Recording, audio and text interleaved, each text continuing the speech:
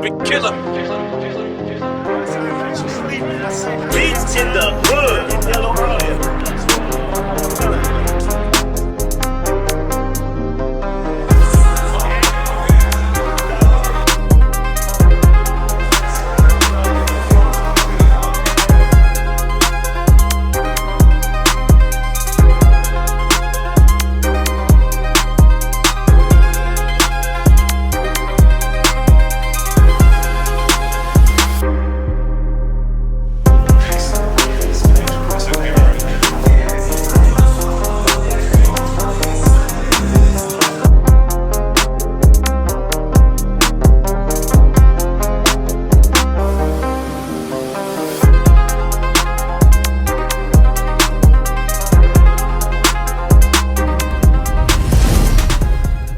What it could be, hopefully smooth it still be. This is your boy N.O.R.E. What up, it's DJ EFN. And this is Military Crazy Raw, Yappy Hour. Make some noise! Now, I couldn't wait to give this brother his flowers. Not only is he a rapper, not only is he an entrepreneur, not only even a reality star, new podcaster, a father, a soon-to-be husband, we heard. You know what I mean? This man is got hits after hits. I'm looking and I'm like, wow, I want to see him on Versus. We gonna give him his flowers today. In case you don't know who the fuck we talking about, one only motherfucking Maino in the building. Yo, what's happening? You got a lot of hit records, bro. Underrated, though. Underrated. Yo. So who would you want to battle in Versus? If I kept saying I wanted to battle Joe Budden. Oh shit. Nah, that's uneven. That's uneven? Yeah. You know what it was? We had an issue on Clubhouse. You had an issue with a lot of people. No, but it was on Clubhouse. Clubhouse? It was a play issue, like we was battling songs on Clubhouse. Remember, we was on quarantine. We ain't had nothing to do. Nobody was it was back then. We was just having fun. Okay. You know what I mean? And I was playing my songs, and then he kind of snuck up on me because I wasn't counting my songs. So I saved my best for last, but I went over. We was doing 10 and 10. Wow. So I had a thing for like, yo, listen, we gonna do the real one. Right. A real Versus. Yeah, you and Joe Budden. Yeah. I don't think Joe Budden's gonna come out. Nah. I don't think he's gonna come out the house for that. That's my guy, though. That's my guy too. Yeah. That's my. So listen, let's get into the beginning, right? Because going through your records, it said on, I believe, Remember Me, that you wasn't rapping until you went to jail. So how does that happen? I never rap, bro. Okay, really? I never rap. I never had no aspirations, no dreams about being a rapper. I mean, as a kid, you know, we growing up in a time when we fans of Big Daddy Kane, Rakim, and all that. We from that era, but I wasn't sitting around like, yo, I want to be a rapper. Right. So when I went to prison, it didn't dawn on me, right, to ever start rapping. And, you know, I was getting a lot of trouble all the time, right? Always in the box, always having issues and stuff like that. And always having conflict with other young black men. So in the box. That's when you started writing. 23 hours a day. Right. At that time, I think I was doing a year. A year straight in the box? A year straight, a year straight in the box, right? And it was a Friday night. I heard niggas on the gate, you know, rapping. You know how niggas be on the gate. They was getting it in. Like, one nigga is banging on the bars, another nigga is rapping. And I was like laying on my bed like, damn, this shit sound crazy. And I said to myself, when I get up in the morning, I'm gonna write me a rhyme.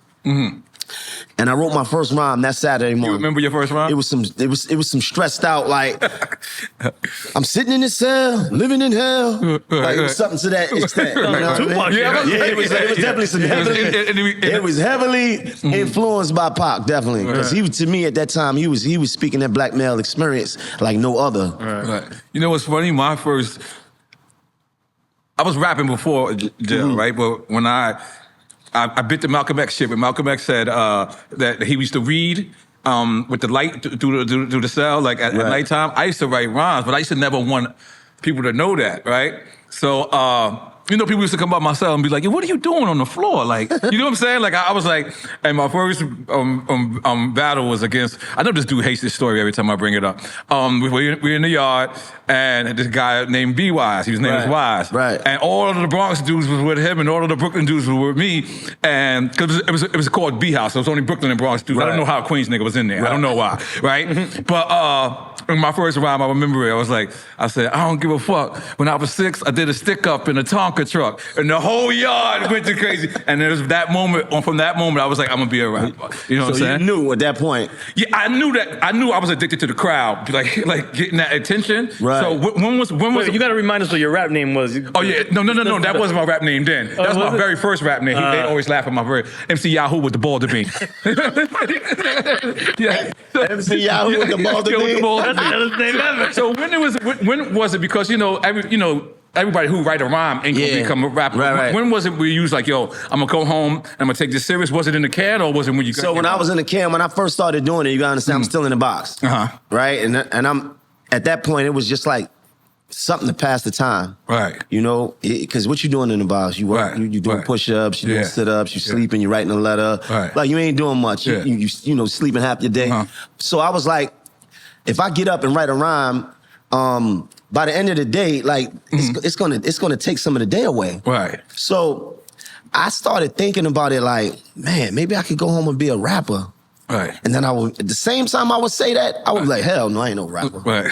I was so insecure about that because nobody knew me for that. You understand? People had already had their perception of who I was. I was a little popular back then, right? And now that I'm saying that I'm a rapper, and this is a time when niggas like, you ain't no rapper, nigga. Like, rappers want to be like us. Yeah. You understand? I remember those days. I didn't build up that confidence into some years later. Because I was afraid to tell people so if I was 5, 6, 7 years in at this point, if a nigga would have asked me what I was doing when I came home, and I would have said, I'm gonna come home and be a rapper, and they would have said, nigga, what? I would have never done it. Y'all would have never met me. Right. Because that's how insecure I was about it, because anybody that respected me would have told me, man, you ain't no rapper. Right. I would have said, you know what, you right. I'm not. Fuck am I doing? Right. So I kept it to myself. Right. I kept it to myself until I could. How old were you around that time? 19, 20. Wow. Right. I'm young and I'm picking it up. Right. You know, but I didn't think that this was a long shot. Niggas wasn't coming home becoming rappers. Right. That wasn't a thing yet. Right. You know? Right. So we going through so how did you get that first? Was it Atlantic Records your first? Nah. Okay. My first major label deal was with Universal through Motown, Sylvia Rome. Oh wow. Tone from Trackmaster Sound. Wow. Yeah, so I had the song Rumors. I don't know if you remember. Of course, Rumors, right? yes. That was a song that put me in the game. Right? That was my hit in that era, because when I came out, I jumped into the DVD era, right? That was the mixtape DVD time, right? And it was just like, the mixtapes was the thing, because I was up north and I was like listening to everybody that was on the Clues. I was hearing all y'all, right? Yeah. And I'm like, damn, if I could just make it to the Clues, I'm lit. I made it. Because I felt like everybody that was on a Clue tape made it. Yeah. Me too. Like, I didn't know he was a star. He thought, right, he had to be a star. Niggas gotta be rich. Yes. You know what I'm saying? So I when I got out, I was just like, you know, jumping right into that era right there. And that's kind of like how I kind of got it started right there. And then Universal signed me first, though. Universal signed you first. Yeah. So how did you get to Atlantic? Was that through T.I.? No, I got dropped. Get that out of here. I got dropped. Okay. Yeah. You gotta go through it. But you got a bag though, right? Yeah, they paid me out. Okay, It's pay to play. Okay. Pay to play. Right? That clause in the contract. Yeah. That's not really getting dropped. That's just an experience. Yeah, it's experience. You know what I mean? It can hurt your confidence. So what happened was I was around Kim and them. Okay. Kim was opening up her doors for me. I was coming around, and I was starting to get a real peek at what being a superstar artist is. Right. And then I made the song Rumors. I got signed to Universal. Right. Now I'm thinking, in that era, my understanding of what the game is like, once you get signed, the label just gonna make you this big star. Oh yeah. Right. Which was Oh yeah. I didn't know that. Nobody came to me and said, listen, this is the time when you need to work even harder. Artist, right? Oh yeah. So I'm just like waiting for it to kick in. Yeah. I'm like, where's 106 and Pop? Yeah. Like, where's the MTV? Like, where's these big records? Like, and I'm sitting there waiting. I'm still doing me, but I don't think that I had the mind state to understand that I should have been working harder, even harder. Yeah. And one day, my lawyer called me and was just like, "Hey, they said they good on you." Like that? He said basically. No, he didn't say it like that, but they want to let you go. Right. And something in me was just like, word. All right, fuck it, cool. I was in Atlanta. I was just like, I got that news. He said, listen, but I got a check for you. Right. So I went, got my check. I told Tone about it. Tone was like, nah, I'm gonna see what's going on. I was like, nah, I'm good. Don't worry about it. I'm good because at this point, I'm signed like 2 years, a year and a half, at least. Nothing really happened for me. They dropped me, so now I'm back in the hood. I'm at Rio House on Monroe. Doing records again. I'm in the hood. No more budget. No more Sony. No more interns running on the full budget. None of that. So I had to dig back in and work my work it back. Ooh, how you didn't get discouraged? That's a good question. I kind of felt like it did bother me though, bro. Okay. If I sat up here and tell you that I wasn't bothered because it bothers your spirit because you feel like you made it. Right. And this is a time when I was attributing getting a record deal like I just went to the NBA. Yeah, that's the N.O.R.E. be all. You Right, know what you signed, I just got a record deal, nigga. I'm near. I made it. Only the best niggas get a real record deal. I had been out for 18 months. Wow. After doing 10 years and got my first record deal. That's crazy. Wow. So yeah, it hurt me. It hurt me a little bit, but I knew that I had to figure it out. Wow. I'll share your story. This is real funny because I had already kind of like had platinum records, but I'm moving out to Def Jam. So we moving to Def Jam, and Irv Gotti is downstairs in the lobby. Irv Gotti looks at me and goes, "Don't think you made it." And I look at him like, "You a hater," right? But he was like, "Yo," giving you the game. He said he was giving me the game. I didn't know at the time. He was like, "Yo, don't drop your guards because you at Def Jam." So is that what you saying? Like that's 100%. Yeah. Because you listen. I'm sitting in the day room, imagining what it felt like to be a nigga shooting these videos. And you remember it was a 500,000. What is this? A prank joke? Budget for videos back then. Yeah, budgets were crazy. Mr. Lee, they gave me water. This is a prank joke? Why did they give me water? My bad, I have to stop. Wait a minute. What is going on here? They trying to tell me what the hell's going on? I want you to slow down. Yeah. Take your time. Yeah. My bad, but go ahead. What you saying? So I'm looking at these videos. I'm looking at 106 in Park. We're looking at Rap City, and I'm just like, that's the life I want.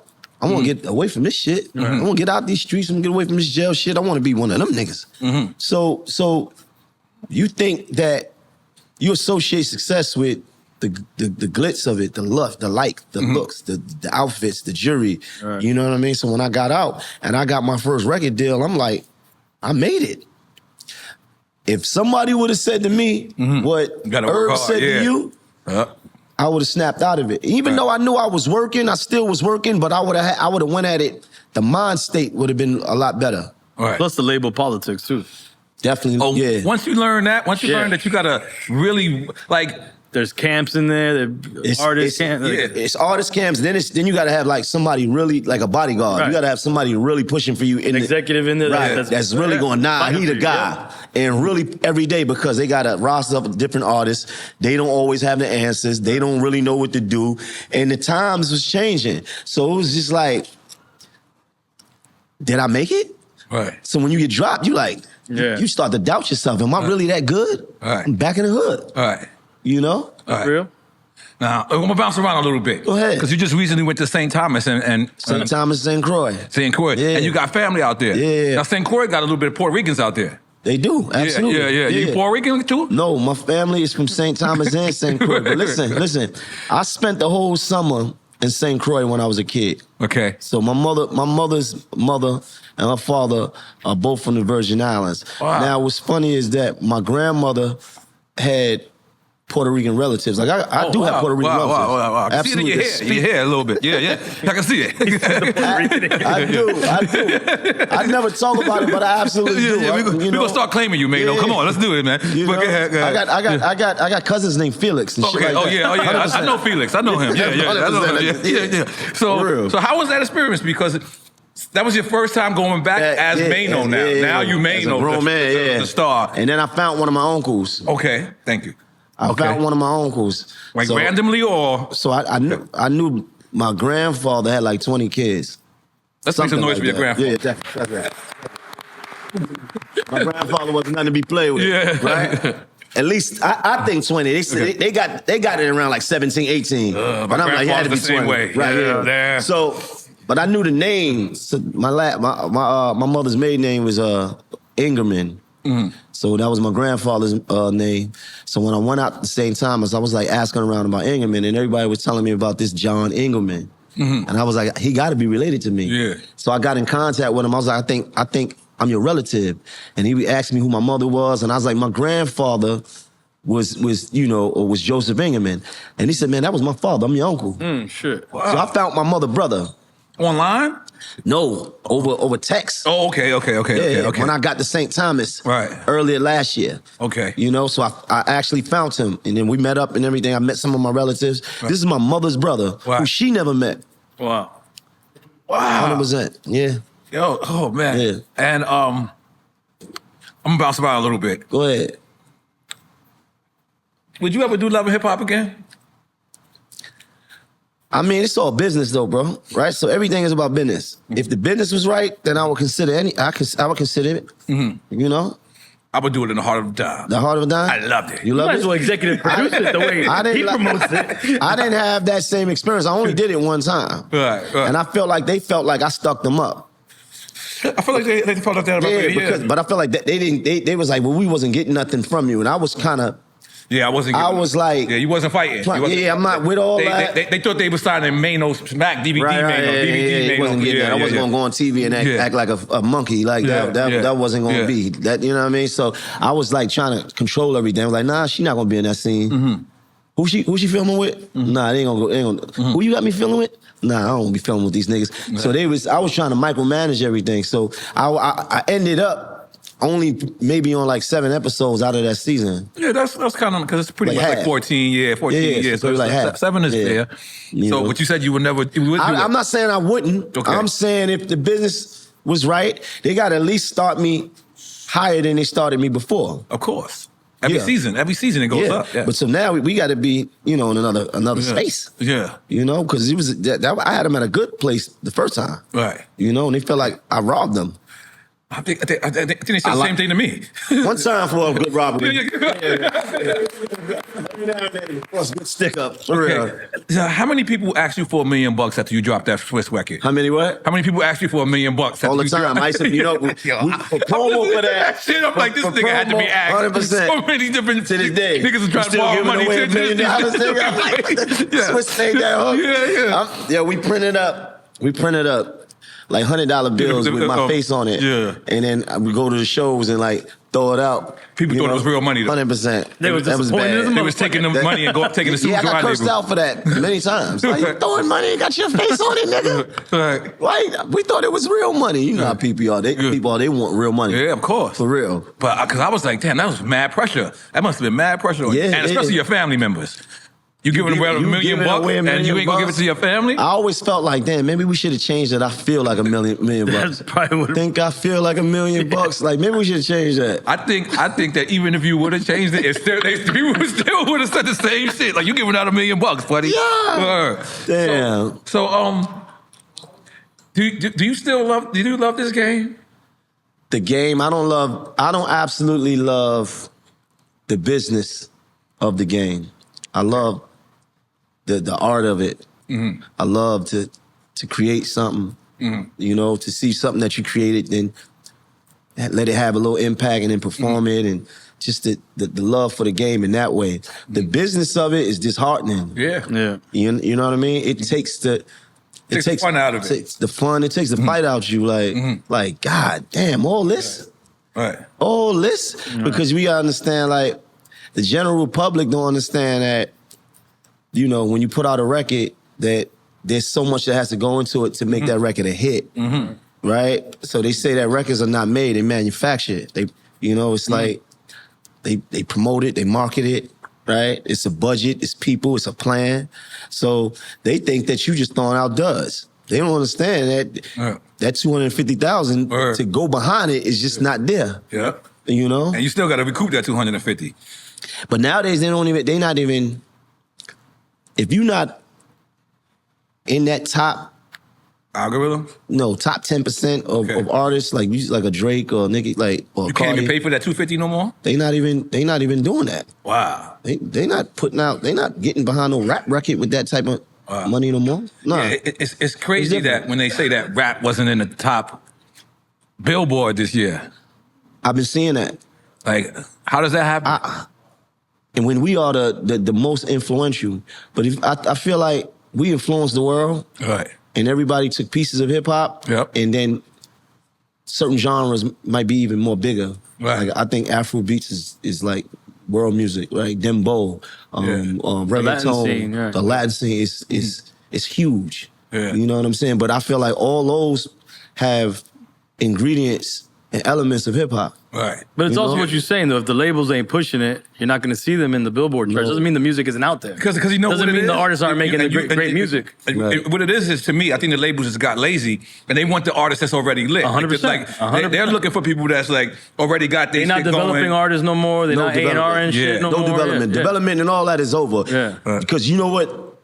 All of the departments that they had to develop an artist, like let's just say like media training. Right. They're not doing that. Yeah. Artist development. Artist no more. development, none of that, right? Yeah. So it's just like you gotta come as is. Yep. And because it's about the algorithm. So if you don't have the numbers to match what you're doing, right, we ain't fucking with it. And you might pass up on an artist that really got it. Because before it was about your talent. Yeah. It was like, damn, this is the next such and such. This is the first such and such. This guy is it. Whether that was R&B, whether that was rap, female rappers, young rapper, it didn't matter. If you had it, they was willing to invest in it and kind of make you a star. They're not making new stars no more. No. At all. Because they stupid. Sorry, record. No, but sorry, but they kind of dumb. Lazy. Like you said, they want turnkey artists. Yeah, they already got a built-in audience. The money, it's about the money though. Right. Like it's easier for them to get behind something than it is to spend, $1.5 million per artist just to build them up. And you know what's crazy? With Leo, I spoke to Leo the other day, and Leo said, "This is still the easiest game to get in, right? Hip hop, because he said right now." You used to have to pay for the album covers. Like right now, we could just take a picture. Right. We don't even have to press up the album cover. You remember how much that used to cost to press a fucking CD up? A fucking like your budget was done before your shit even dropped. You was already in the red. Right. So right now, as soon as you sign, if you got direct to consumer, like if you got. And you could just hit that button and it's direct. That's what Leo is saying. He's like, for a seasoned artist, he's like, it's the best time for us. That's the best thing to do right now. And I was just having that conversation the other day, direct consumer, because if you built up a base, if you got 100 people that love you, 100 times 10, talk to them. Keep going. Yeah. Keep going. Speak to them. Give it to them. You understand? Because the days of them nurturing artists and making them, Mary J. Blige's and Alicia Keys, I don't know if we seeing that no more. Nah. You know what's the ill shit about doing this podcast is we can actually see the algorithms. Remember back in the days, sorry to sound like the old guy. Remember back in the days, sorry to sound like that dude, but hey, it is what it is. We're lucky to be able. Remember we used to go on a tour, and when we go on tour, they would send you on like 32 states. 15 of them states didn't matter. What were you doing in Kentucky when you ain't selling not one unit in Kentucky? And you can't win over the whole fucking state. They just not fucking with you. Just avoid Kentucky. It's not no disrespect or no beef to that, but it's like, and nowadays you can actually see. You don't have to waste your time. You don't have to go to Milwaukee if you're not lit in Milwaukee. You can stick with your algorithms. You can stick with, all right, New York is my market, Philly's my market, Delaware's my market, Connecticut, Boston, and so on and so forth. So that's the good thing about. I think that's an advantage if you know how to do that. Right. The metrics. Right. Because the metrics show us that exactly where. Right. You may have some impact. Right. It also shows you your age, range. Your what gender, right? So it shows you a little bit of everything. So now you're able to kind of like go right directly there. Yeah, I love that. I love that. You still out partying? You used to be out every night. I'm still I haven't retired. Okay. I haven't retired. I'm still, you know, I still like a good time. Okay. You know, we not partying aimlessly though. Yeah, we not oh man, last time when me and you was here in Miami, I think I told you this story. Me and you, we went to Prom 112. Okay. We had dinner. Okay. And I was here. Right. I think that was like a Friday night. Right. And I was doing shit that I had no business. Okay. I had nothing to do with that. You had nothing to do with this. Nothing to do with this. You know. But I was on one that night. Okay. I think I smoked weed with you. And Okay. I remember that. We was out in front. We was smoking weed. Success. Yes. Exactly. And then I was playing around with Molly. This is the Molly era back then. I'm just playing around and I love a good Molly story. Let's go. Doing shit I ain't had no business doing. Ended up in booby trap. Oh yeah. On Molly? On booby trap? Molly. Oh man, you a tough guy. Woke up the next morning, the rollie was gone. Oh God. Yeah. Holy shit, Miami. Real talk. Mm-hmm. Real talk. Real talk. That was the That's great. Yeah. So I always know the interview how it's gonna go by what they order. And if they come late, but as soon as I seen you on the balcony, I said, "This man is coming late." you feel it, Miami, right? You feel it. I love Miami. Okay. Man. I was only 10 minutes. 10 minutes late. I'm usually on time. We judge people by that. Yeah, people do. Now that I'm not an artist, now that I'm like, I judge artists. I'll be like, You know, I'm real serious about time. So if I'm late, it's because something kind of got in my way a little bit, because I measure time really good, and it's important for me. Like I tell my son all the time, like you have to be always on time. Don't let nobody use that as an excuse. Right. So let me, like I said, I'm bouncing around a little bit. Like a year and a half ago, right, I had said that I wouldn't interview somebody, right? Because of my relationship with a certain other artist. And I said I just couldn't do it. I had to look at this man in dinners at times with his family. Why would I go interview his enemy, right? Jamel Hill tweeted me and said, I thought me and Jamel Hill was cool, but she tweeted me and she was like, "This is why you're not really a journalist." Right. And at first I took it wrong. I wanted to hit back and be like, "Motherfucker," but then I thought about it. I was like, "You're right. I do have a certain type of loyalty that prevents me from being a full-fledged journalist." Is that something you feel like? I ain't no journalist. Yeah. At all. Journalism. Yeah. I am not a journalist. Right. I am not one. Right. And I don't even want to confuse that with just because somebody speaks on a mic and may do a podcast, may even affiliate with himself with the radio.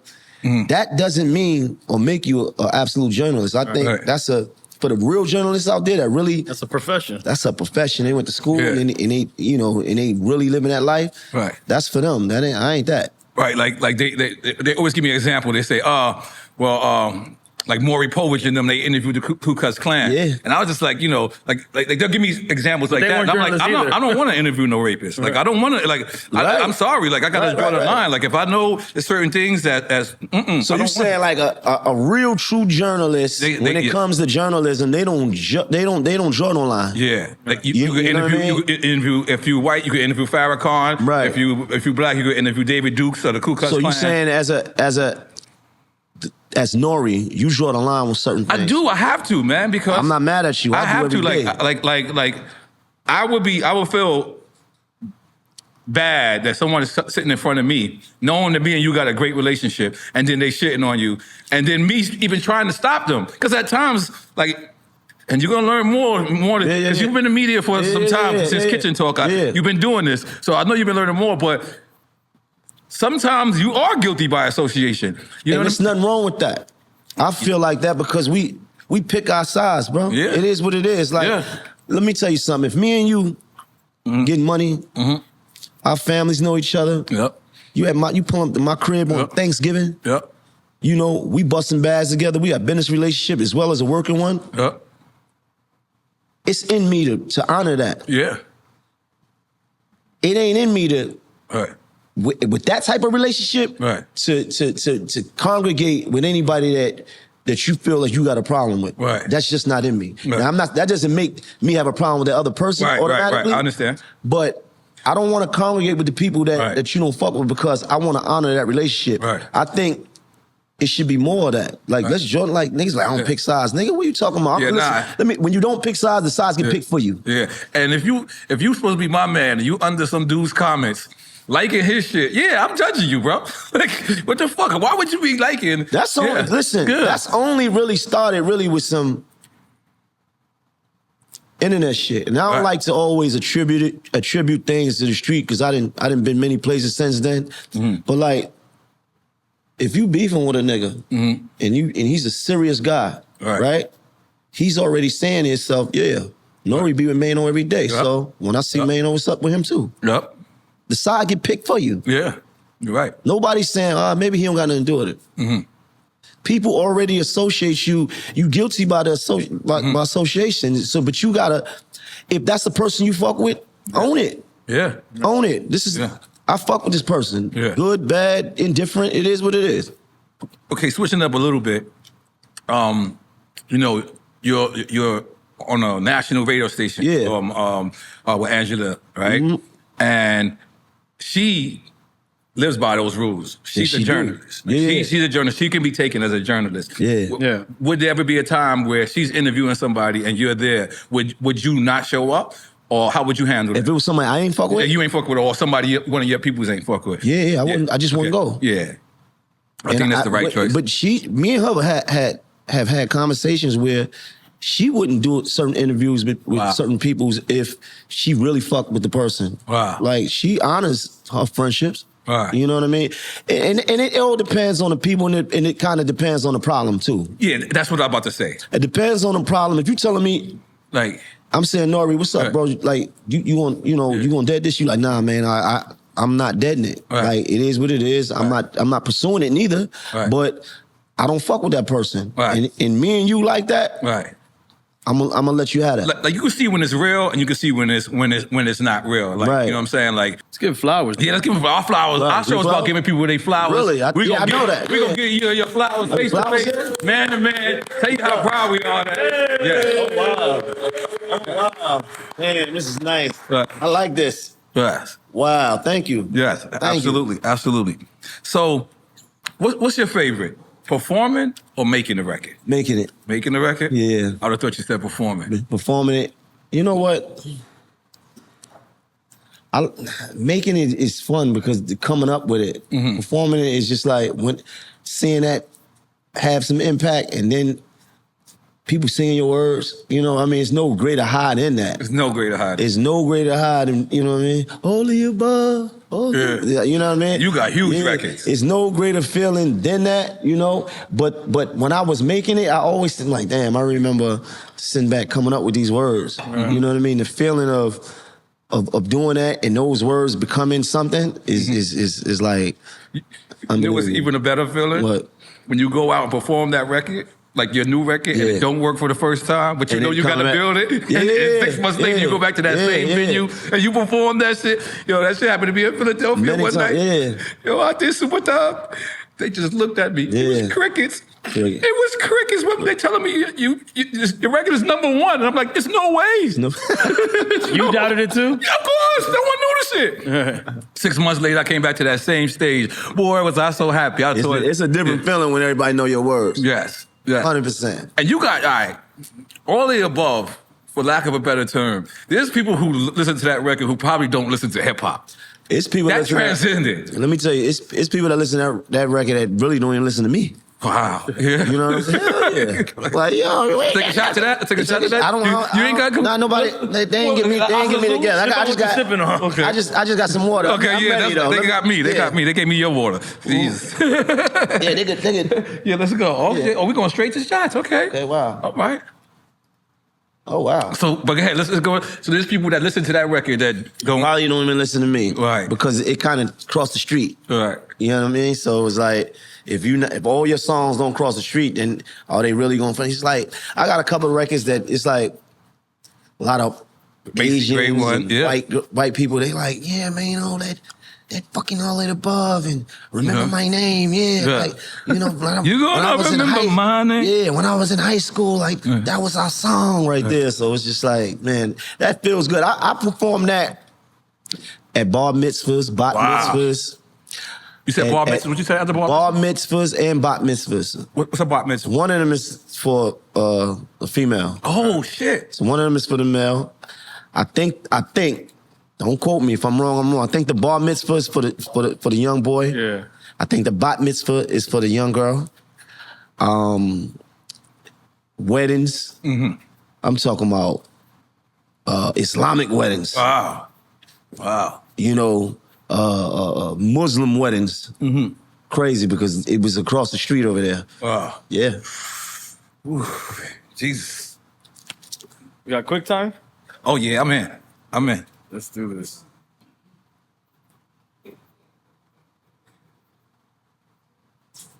Okay, you ready, Lee? Yeah. My bad. So, all right, this is our drinking game, Maino. Drinking game. We'll give you two choices. Mm-hmm. Pick one, we not drinking. If I don't pick it, then we don't pick it, we drinking. Or if you say both. Okay. Like you really don't want to answer. Okay. I'm gonna switch up the first one. Go ahead. I'm gonna switch up the first one. Jay-Z or Nas? Jay-Z. Damn, I shouldn't have switched that. I'm trying to get you. Go back to the original one. Yeah, Go okay. back. Okay, Jay-Z or Kane?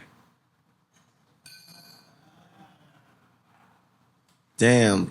Kane kind of gave us Jay-Z. But I'm going to say from the legacy, Jay-Z. Okay. Nas or LL? Because you in like that light skin category too. I'm brown, though. I'm brown. Cool. It's your waves. Your waves make you light skinned. Nas. Okay. Let's go. Uncle Murder or Yayo? Uncle Murder. Okay. Swiss or Just Blaze? Yeah. Damn, those both of my guys gave me hits. Take a shot? I'm going to take a shot on that. Mm-hmm. Ooh, I like this one. M.O.P. or Mobb Deep? Hands down, Mobb Deep. And I'm from Brooklyn. I'm a huge... I did not expect that. Yeah, I'm a huge Mobb Especially Deep how fan. you were like that. I thought you were going... No. And them my guys. Yeah, that's what guys do. Those my guys. M.O.P. is my guys. Like, but the Mobb... Yeah. Come on, man. You know what's crazy? And let me just say this real quick, because I know this is going to sound like a little curveballish. And I know it's going to sound a little curveballish, but I recently started to know how dope Mobb Deep is. I was been in their algorithm so long. That's because of proximity. Yeah, the proximity. Like, you know what I'm saying? Like, yeah. You can't appreciate it the same way. Yeah. I'm a huge Mobb Deep fan. I'm grateful that I got a chance to tell Prodigy that. I don't know if he really understood that though. Like I'm really a huge Mobb Deep fan. Like that infamous album, man, that was a whole nother level right there. I felt like they made me really take a peek inside of Queensbridge. Right. Yeah. You know what I mean? Yeah. Mm-hmm. Yeah, like that was a time. Yeah. Rest in peace, Prodigy. Definitely. Podcast shit. Joe and Jada or $1 Million Worth of Game? Joe and Jada.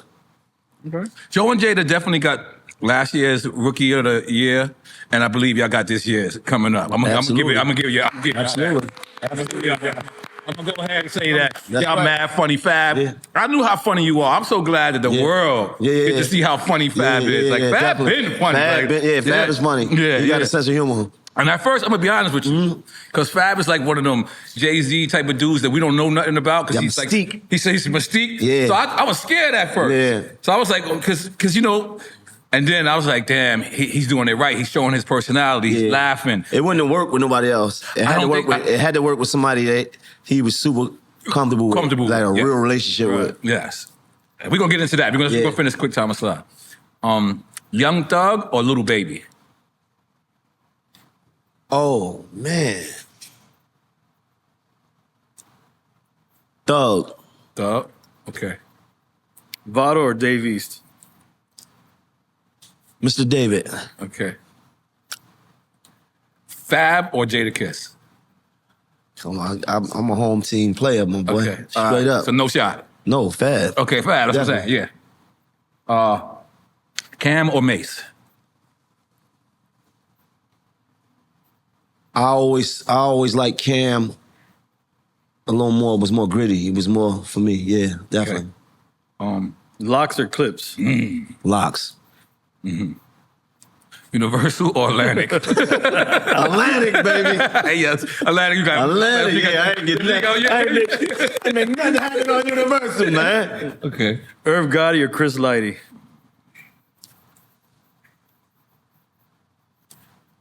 Yeah, they both legends. Rest in peace. Rest in peace. I'm gonna drink to both of them. Okay, let's go. Let's go. We're gonna drink to both of them. That's why they both passed away. Absolutely. Rest in peace, man. Biggie or Big Pun? Big. You ever met Big? Years ago, like He wasn't Biggie, He wasn't. though, right? Yeah, Okay. Yeah. Tupac or Eazy-E? Pac. I knew he was gonna say that. Easy. That was yeah. This is one of my favorite questions. EFN always doubts me on it. Wu-Tang or NWA?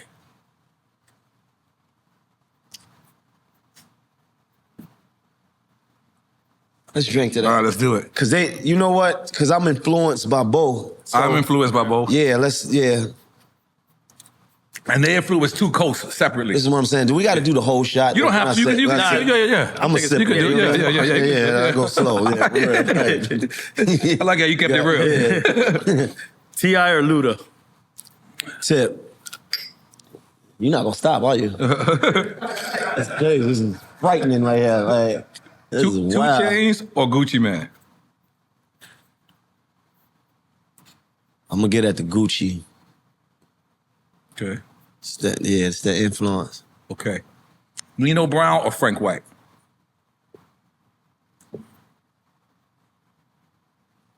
Nino was a rat. Yeah, he became a rat. Yeah. That's it. That's all it did. He wasn't throughout the whole movie. Throughout the whole movie. You loved him. witness. Throughout the whole movie to the end. Yeah, he fucked up. He fucked Okay, the at movie the end, up. he fucked the movie up. Okay. Yeah. I wasn't born with a spoon in my mouth, Miss Hawkins. Right. Okay. Premier or Pete Rock? Premier. Sean P or ODB? ODB. ODB was the man. Yo MTV Raps or Video Music Box?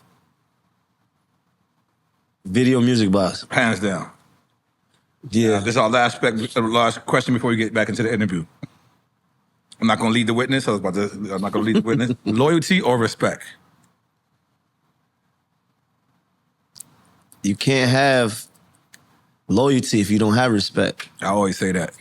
There's no, like, who you gonna be loyal to if you don't respect it? Let's take a shot for that. Like, it's impossible. Respect is the foundation for everything.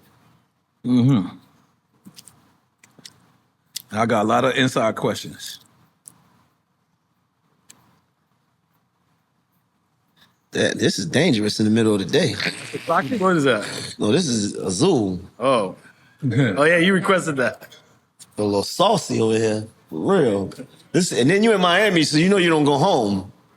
You got a problem. Yeah, you don't go. It's it.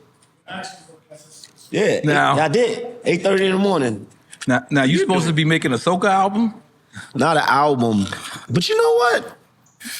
I feel like N.O.R.E. playing with Reggaeton? Reggaeton, man. Listen, I'm very proud. Yeah, When I heard that, I was like, okay. You know what? I went to St. Thomas and I was riding on a float. You got turned out. St. Thomas done turned you out. And But you have, if you do a soca album? Yeah. So what happened was the guy on the mic it was like so many people, thousands of people outside. You ever been to Carnival? It's lit. Great, yeah. It's thousands of people outside. And the guy's like, let the ambulance through. Back up. Give it space. Give it space. I was like, damn, that shit sound like a hook. What? So I was like, I want to go to the studio. And I was like, give it space. Give it space. I made a soca record, man. Word. Shout out to Faye Ann. Yo. Man. Shout out to Faye Ann and Bungie Garland, man. I'm going to tell you something. Yeah. I think reggaeton saved my life. It Yeah. saved my mentality. Yeah. I was used to the tunnel and club speed and people Now you stabbed seeing and the all world. that. Yo, and there's no, everyone is partying. Yeah. They dancing all night. Like recently I just went to Brett Kreisner's comedian party. And I forgot how it feels to be in a party without ice grills. Like nobody was icicling, and I was like, nobody's in here, man. Yeah, I don't like them parties. like nobody. I don't like them. Nobody's mad. I like the parties where everybody's happy. Yeah, that's what I'm saying. I like those parties. Yeah. Like there was nobody. Man, I was like, yo, and good. I was like, yo, hip hop has ruined me, bro. Like hip hop has ruined me. Like I'm used to walking in an event, a club. If it's a club setting, I'm used to like someone like. Something happening, and I didn't experience that. So is that what you're gonna do with the soca? I like soca because it's vibes. Right. But you know what though? As a hip hop artist, we tap into everything. You know, Spanish market. Like I made songs where I'm rapping in Spanish, right? You know, like it's just culture, bro. Like you know, I've worked with Diamond Platinums, you know, from Tanzania. You know. Wow. He one of the biggest artists coming out of Africa. So it's just like, I just think that we could do whatever we want to do. Absolutely. Right. Did you ever think Afro beats would be here? Like, I never knew what it was until I heard it. Because you're from Brooklyn, and Brooklyn is heavily reggae and heavily Eastern Parkway Day Parade. Yeah. Like you guys are all, everybody's like automatically a Jamaican if you're from Brooklyn. Damn. East Indian. You West Indian somehow. Yeah, West Indian. You something. You Trinidadian. You know, you from somewhere. Right. You know, you Jamaican. You know, you Bayesian. You Haitian. You something. Right. You know, but nah. I mean, I think we influenced by that. Hip hop was influenced. They say Kool Herc was what, Jamaican? Yeah. That's his background. There you go. Jamaican. Yeah. Kool Herc, man, wherever you at, we want to give you flowers. Kool Herc. I want to apologize to Kool Herc. Why? What happened? Oh. I just want to apologize to Kool Herc, man. I want to do this here because I talked about it on my podcast, but I didn't say the name of who I was talking about. Okay. What was you saying in reference to? I didn't say anything to him. Okay. I never disrespected this man, but I did disrespect him. Okay. And I want to admit this right here on Drink Champs of how I knocked his scooter down. What? I knocked his scooter down. His scooter? That he was riding. I backed into it. Like by mistake? By mistake. Oh, okay. The scooter. It's not like you just ran up on Kool Herc and was like, nah, knocked it down. But I was so fried that I couldn't pick it up. Oh. And I left it there. He don't know it's you two No, right he didn't now? know it was me. Oh, How did you know it was him? People told me it was him. Yeah, it's just, so I apologize. By the way, backing into the scooter is crazy, man. In the Bentley at that. Yo, It's just crazy. I didn't know where you was going. Yeah, it's crazy. I'm sorry, man. That's some wild shit. Kool Herc, we got you. Father hip hop, man. Yes. Okay. I know we spoke about it briefly, but let's rap about it. Let's rap about right? it. Before we get there, I forgot you had a podcast called Kitchen Talk. And you was also you got to remember you was coaching me years ago on podcasts. Yes. You know? So how is it? Because Kitchen Talk was really mainly you, the main star. Yeah. But you really, Let's Rap About It. Yeah. You guys are like really like the A-team or like Avengers. Avengers, yeah. So, one, how did y'all put that together? And two, how do y'all avoid not clashing egos? That's the thing. Okay. In order to have a team effort, you got to lead an ego at home. Mm-hmm. And as rappers and as black men, we all have that because when we have nothing else, all we had was our pride. Mm-hmm. All we had was our ego. Mm-hmm. You know what I mean? No money, no nothing in our pocket. Nigga, I'm that nigga. Right. You know, you feel that, right? So I think when you mature enough to say, look, I could still be me and still support you. Yeah. Still gonna be able to support you.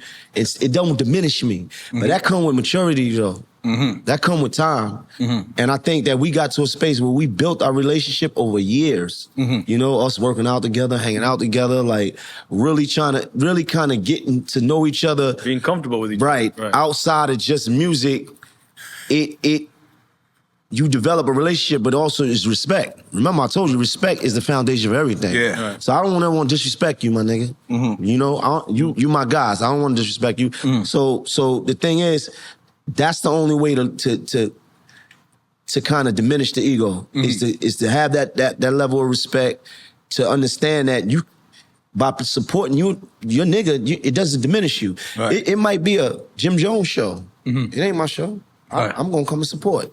Mm-hmm. Everything ain't gotta be about me. Right. And then when I got something going on, then the guys will pull up Right. and support it. Right. Right? So it's a give and take though, and I think we stronger together.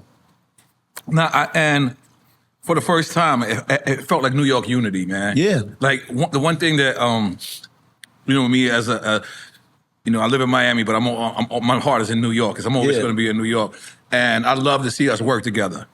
Like sometimes I love to see us even beefing together as long as we like. As long as we doing something together. Fuck like, you, niggas. Yeah. Fuck you too. Yeah. But as long because the one thing for sure, two things for certain, is, and I love Jim and I love Cam, right? Yeah. And I know this is gonna sound crazy too, but if they was to say to me or to anybody, yo, we set this up. Right. It feels like it. Because once they beefing, you can't go on Instagram. They own Instagram, both of them. Right. They own you don't ever see that? Yeah. Yo, and I'm like, if they actually thought this out, even though I'm sure it's not. It's not, I know, but what I'm saying. As fans of them, and fans of the music, and fans of their movement, Their legacy. Yeah. the legacy of what they did. Yeah, we would want them to be like, damn, this is all we I just playing. We just playing. Yeah. But nah. Yeah. It's real. Yeah, man. And I love both sides. I love both sides, Yeah, man. I get it. I get it. I got to go on tour with them. Yeah. I didn't even realize that I knew Cam before him and Jim linked. He said that he had put it on his freestyle. Yeah. With freestyle with Clue, ironically. Wow. We were just speaking about Clue earlier.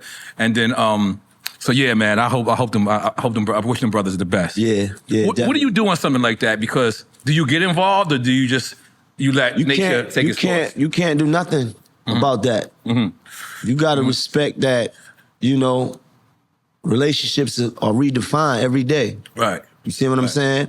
You may start off as a potential op with a nigga and end up as an ally. Right, like you and Jim almost. 100%. Yep. Right? And then we watch brothers kind of have relationships that deteriorate. Yeah. And then we don't like to see that because we understand how important brotherhood is, But when that is happening, you just got to just step back and just let that be. You know what I mean? Because I'm cool with Cam, know? Right. And, but first time I ever heard Cam, he was like, when it comes to being shot, when it comes to me and Jimmy, I'm like, me too. Oh, yeah. You see what I'm saying? Like, they was brothers. Yeah, I remember that, man. I remember those days. Yeah. I remember. I would never. If you would have asked me, I would have never thought this. Me, who? Right. I don't think.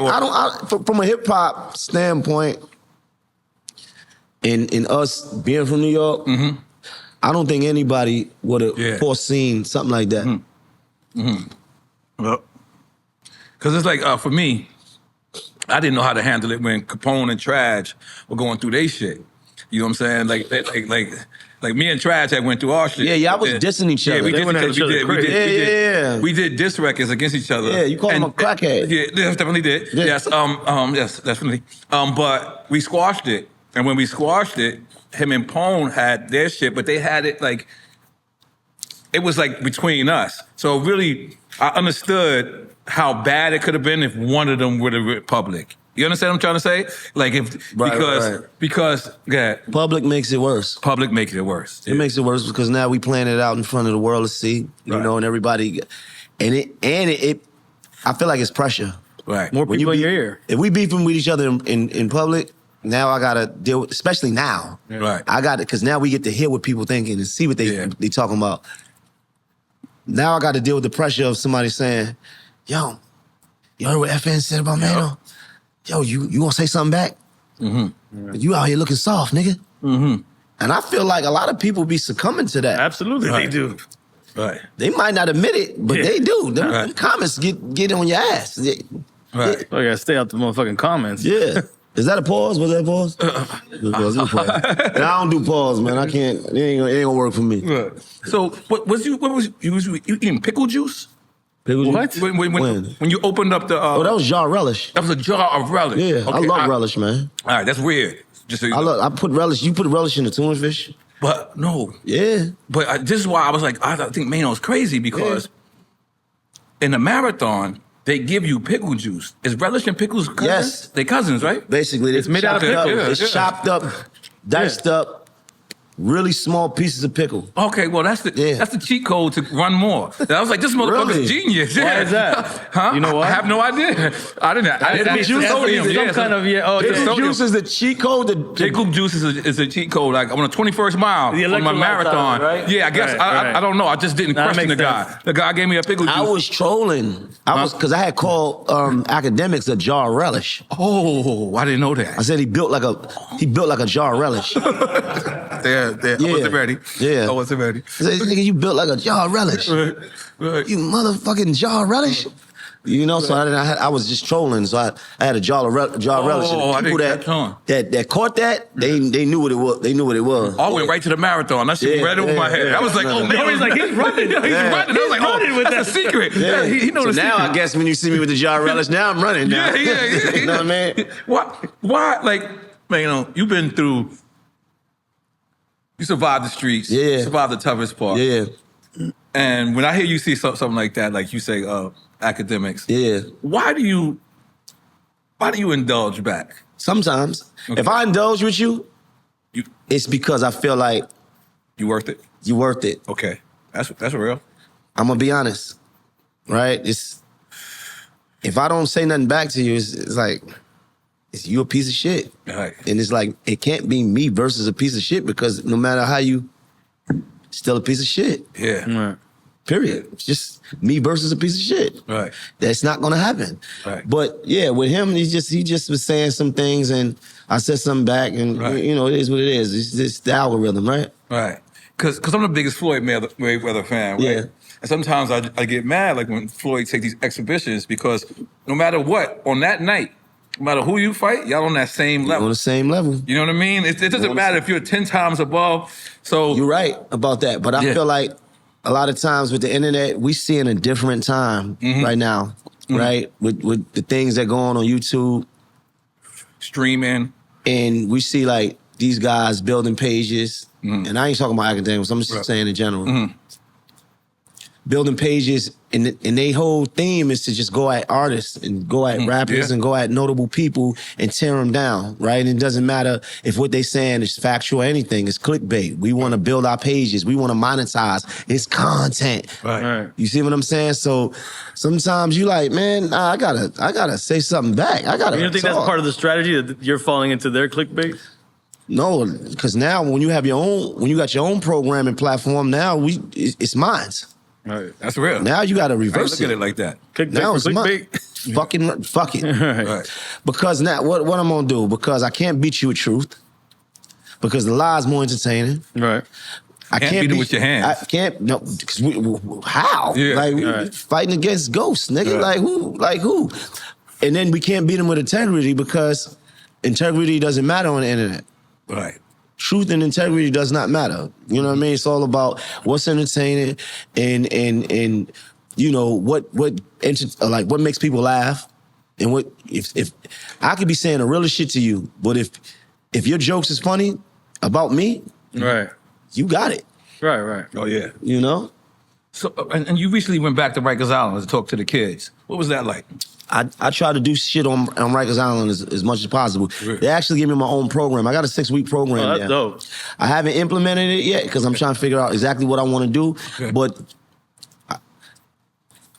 my heart gonna always be for them young boys. Right. Because I was that. Right. I was the young nigga. So it's this young C-74? C-74, Okay. my boy. Okay. C-74. Yeah, that's the youngins. Yes. Let me tell Lessons you. at war. 100%. Let me tell you, I went back to C-74. To your same cell, right? Well, I crazy. turned 18 at It's crazy. Wow. in the Bing. That's crazy, yo. I was so emotional, I almost let one go. I was like, damn. Like, it was because when I turned 18, I was in solitary confinement. And for those who don't know, he's not glorifying it. I ain't He's just glorifying saying nothing. he's glorifying where he's at right now in life. It's- Like, yo, this is where I came from. Yeah, I just want that to be clear. This is the internet. I turned 18 years old On Rikers Island. on Rikers Island in the Bing, in a cell, in 23-hour lockdown, summertime, August 30th. I'm like, man, it's just, yo, That's the right, you're a universe, Virgo. You're a Virgo. yeah, the universe is wild because that cell happened to be unoccupied. Wow. And I walked in there and I just was like trying to just feel what I felt. Right. Like, just trying to remember what it felt like to be here, to live here, and can't get out, and not know what to do with my rage, and not nothing to do with all this energy. And I don't know what to do with it. All right. You see? But yeah, so I try to get him, I try to talk to him as much as possible. I try to do as much as I can when it come to, you know, what they call at-risk youth. All right. And shit like that, because we was young niggas going to Spofford and shit like that. You see what I'm saying? Yeah, 100%. Yeah. So, is there any difference in the mentality that you see now with the youth than when you was in there? Yes. I'm trying to say this in the right way. Like when I look at a lot of the young niggas, it's because I feel like they influenced by so many other things that we wasn't. Our influence was the need to get money. By any means. If we got to shoot the shit out of somebody to get it, we going to do it. If it was with respect, we going to die for it. A lot of what they doing is based around drug use and shit like that, getting high and pilled up and K2'd up and, you know, in jail smoking K2. It's just, it's a more of a not conscious of what your full activity really is. It's like, I didn't really commit to these streets. I just was influenced by them. Right. I did shit not because I felt like doing it or I meant to do it. Everything I said I did, everything I did in my life, I meant to do it. Mm-hmm. I wasn't influenced by drugs. I wasn't influenced by alcohol. I did what I felt like I had to do. What I see from them is I feel like the influence is like drugs, alcohol, you know, peer pressure, you know, being in gangs and shit like that. I don't feel like that's a real commitment. Right. I don't feel like it's a real commitment to streets. Right. Because if I put this shit on my back and say I'm gonna be this nigga, I'm gonna be it. And I'm gonna take everything that they come with. Mm-hmm. So when I see them, it's just like it's like a look in their eyes that I don't remember seeing when I was a young nigga in that same state. You don't see yourself in these kids? Or I see myself as far as like going through the experience. I feel like when we was there, we were more determined on trying to get something. Mm-hmm. And then I was in Rikers Island when the phones was free. Oh yeah. You know, you could wear clothes, you had Jews, and you had to fend for yourself. You couldn't hide behind no gang. Yeah. You had to be who you said you was, right? You had to actually perform. You couldn't have been just you know what I'm saying? If you was prison and jail reveal who you really are. Mm-hmm. You could have been the shoot 'em up gang bang nigga. And in jail street. you saw. In jail you saw. So now we gonna see who you really taking are. your Hydrox. Taking your Hydrox. Yeah. Taking your cheese. Only jail niggas. Look at that. Only jail niggas understood what I was saying. Foul. That's foul. So you had to be that. Yeah, exactly. You know?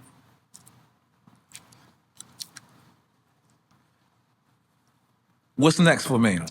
Everything, man. Okay. Because I know you were acting. Acting is cool. You don't I like to act, but I like to act in something that I'm producing even more. Mm-hmm. You see? Like doing that as a just like being hired just to act. I don't like that hustle. Because I heard you say one time that you was looking to play a police officer. Like I want to be a. You want the IT role? No, yeah. I want to play a priest in a horror movie. Oh shit! Yeah, absolutely. Wait a minute, I wasn't ready. Yeah, no, definitely. I want to be a fucking priest in a horror movie, like coming there, but they call me when they give an exorcism. Yeah, like she's possessed, and I got to come in there with my shit on. You had a hat? You a Catholic priest? Yeah, yeah. Them the only niggas that get exorcisms. Them the only niggas. Good. I got to be. What do we do, Father? Hold on, I got you. Hold on. Let me just tell you how everything is meant to be. So Ice-T texted me this morning today. Yeah. And he texted me a song, and he made a new song. Right. Guess what the name of his song is? What? Hustle Hard. Really?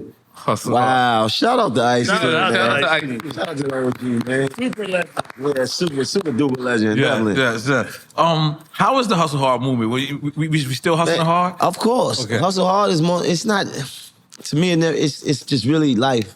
Mm-hmm. What we do when we get up in the morning, N.O.R.E? Mm-hmm. We hustle hard. And don't stop. Mm-hmm. And don't stop. You haven't lost a step yet. Yeah, I lost a couple of steps, but it's okay. Yeah? I'm outside though. But I make it look a good. bunch of more steps. Yeah, make it look good. I make it look When you good. stumble a little bit, you get right back to it, though. Right? You don't just fucking... I missed a couple of layups. I missed a couple of layups. I mean, listen, that come with the journey. Yes. Come with the journey. Yeah. You know what I mean? There's no... What's the game if you don't miss a couple of shots? Right. But the thing is, you got to stay in the game, though. Stay in the game. That's the thing. And keep that smile. That smile. You got to keep smiling. It's $1 million, baby. You got to keep smiling. You got to keep smiling. Now, $1 million. I also read one where this one made me nervous one time. Yeah. Where you was like, man, every time I get something new, I'll go to the hood. Yeah. I was like, damn, that was me. I understood where that was leading. Yeah. But I didn't know if you would have respected my word. Tell me what your word is. No, I would have been like, Maino, that's not the right thing to do. Understood. Understood. Did you learn it's not the right thing to do, or you still do that? No, I don't do that no more. Okay. Because it's no. You can't please niggas. Like, when you too accessible, they say, oh, he ain't nobody. That's just Maino. He always on Gates Avenue. Here's nothing. You know? But when I got things new, my first Bentley. Goddamn it. Let's go for hit first. The first Bentley I ever had was a black coupe. Ooh. The first thing I did driving from Long Island was go straight to the hood. It's crazy. I wanted niggas to see me in it, not because I wanted to show off, because I thought that this was like motivation. I was thinking you showing off. That happens. And I thought that I was like, I don't know, I always looked at myself as like, motivation, I come from y'all. I come from the people, so I am the people. I always looked at myself as that. Like, I'm not above y'all. Like, y'all watch me out here suffering and struggling with y'all. Y'all know my story. Y'all know I was in jail going through it. Y'all know I was in, been through all this shit. So it was like, the first time I got that, it was just like let me go right to the hood. Like you're saying, this is what we could do. Yeah, like you want people to be happy for you. Yeah, but I don't know if that always translates. No, it doesn't. Yeah, it doesn't. I had to learn that. Yeah, because I didn't actually have people that I might have respected really giving me no real game in the game. Or people with experience. People with experience. You need experience. Yeah. Because a nigga in the street that didn't amount to anything can't really tell you, right? Because you're like, I ain't expecting shit from you. Yeah. So nobody really kind of gave me no real game. And now I understood. I had to learn the hard way about a lot of shit. It's funny because even the crackhead in the hood has great advice. It's just that he's a crackhead. You just don't want to listen to him. They do. You just sit back. We look. You know how we look at him? Yeah. As something that we don't want to be. We don't want to be, but he'll still say you some shit. He have wisdom though. Yeah, he'll tell you some shit. They got the man, ultimate experience. Yeah, he like got if you wisdom. ain't for them streets, you be on them corners. You like what? He tell you some shit like that. They poetic with it. Poetic and all that. That's a fact. And all that. Okay. You've been in this game. When is the first time you've been disappointed in the people of this industry? And I don't mean business.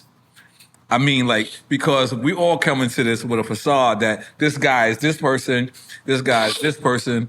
And when we get to meet, I don't want to meet my heroes no more. I heard that. I don't want to meet my heroes no more, bro.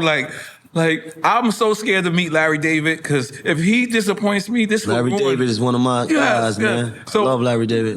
Was there ever a time you wanted to meet somebody and just was like, oh? I think that happens often. Yeah? I think we see people from afar, and then we have this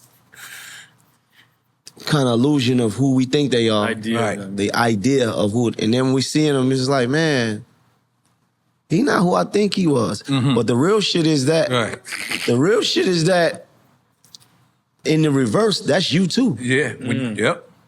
People meet you and be like, yo, I thought you was just like this angry guy, like this fucking just wild guy. And it's like, you're really cool, like you're funny, like I would have never known. Right. You see what I'm saying? So it kind of works in reverse, but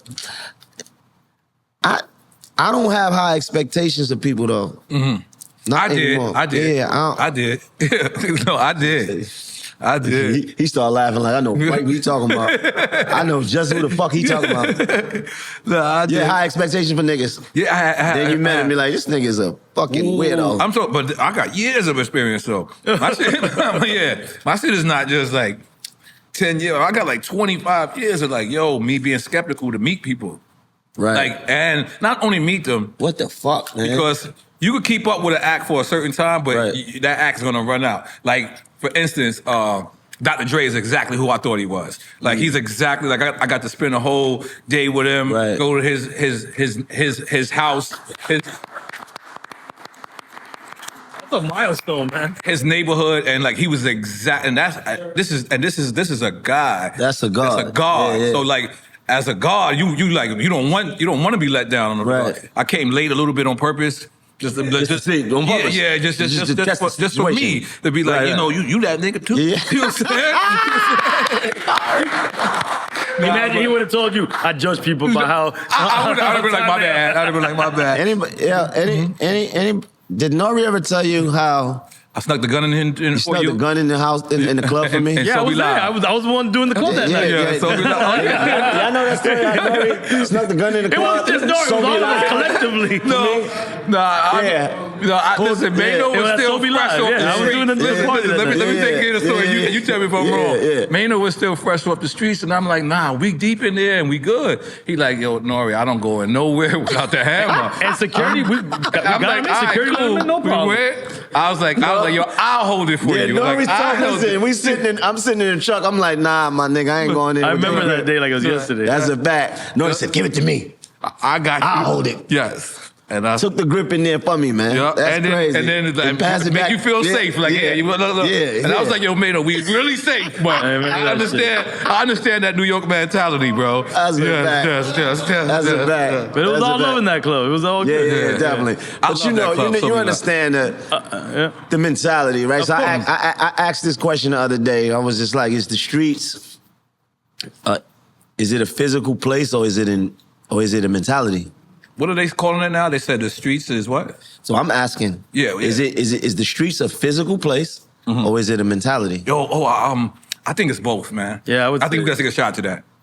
Yeah, we do. I think it's both. I think it's both too. Yeah, I think it's both. It's both, okay. But if they gentrify that same neighborhood, then what? Oh, then you win on that. Then it becomes a mentality because then it becomes a mentality. mentality. Yes. Cheers. And that's the thing. Yes, that's real. That's deep. I ain't looking at it like that. I'm from Bed-Stuy, right? And that's like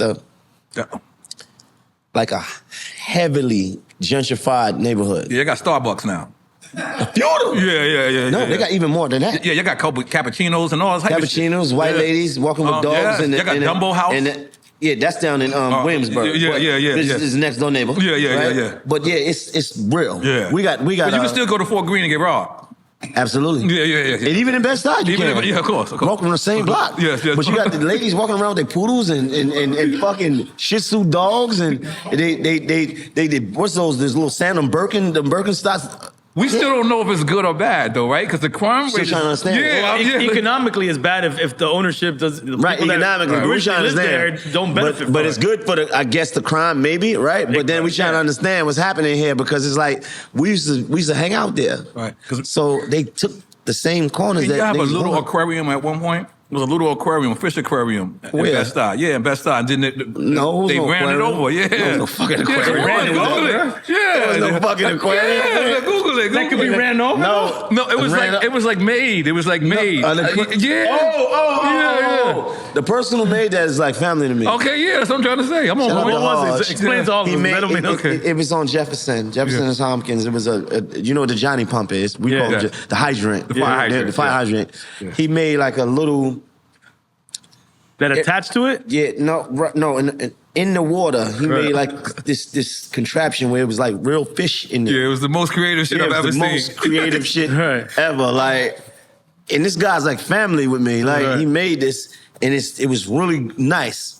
They said Jadakiss came down. Yeah, they had people flying in from all over the world. No, it was real small, but it was dope. It had like goldfish in there. You understand? Yeah. Goldfish on the sidewalk. I was mad as a motherfucker. They wrecked it. I was like, damn, niggas, we can't have nothing. Shout out to Hodge, and I didn't even know you knew him. Yeah, look, I didn't even know you knew him. Send it. I want to see that. Yeah, look at that. Yeah, like real goldfish. That's great. And like the little Nemo fishes. Mm-hmm. Do you think you're Brooklyn? Mm-hmm. You're old school Brooklyn. Did you ever think that this Brooklyn would ever exist? I didn't even think I would make it to this Brooklyn. Wow. Wow. I'm gonna be honest with you. Real. I never thought like I'm gonna live to be. I never thought in terms of that. Right. But Just being 100 with you. That's dope. That's dope, right? yeah. and you even got a Maino A day. Maino day, yeah. Maino day. Like that's, In my neighborhood that I grew up at. That's fucking something like Yeah, that. it's major. Okay, so It's major. how did that come about? So I was doing things for my neighborhood without so-called broadcasting it. I was like always doing like coat drives and coming to the neighborhood. Yeah, and with Macy's and something like that, right? shit. So Macy's used to give me like $60,000 worth of coats, maybe like 40, between $40 and $60,000 worth of coats every year. Right. And I would take those coats. They was brand new coats, but it was like the inventory. And shout out to Bless because he don't want to patch me in with that. And what happened was I would take those coats and bring them to my neighborhoods. There was like females, young kids, and women's coats. And I would give them out mostly like every year. And then I would like try to do as much as I could for my neighborhood. And then I got approached about having a day in my name. And it's like that was different. Because I only thought niggas you had to die to get a day. Yeah, or your name on the streets. Yeah, Or your name on the streets. You got to be gone to get that. Yeah. So what does Maino Day consist of? So Maino Day. So when I asked him, I said, "Listen, you gonna give me this day? It's gonna be like, what is it?" Okay. I was trying to understand. It was like the Brooklyn Borough president.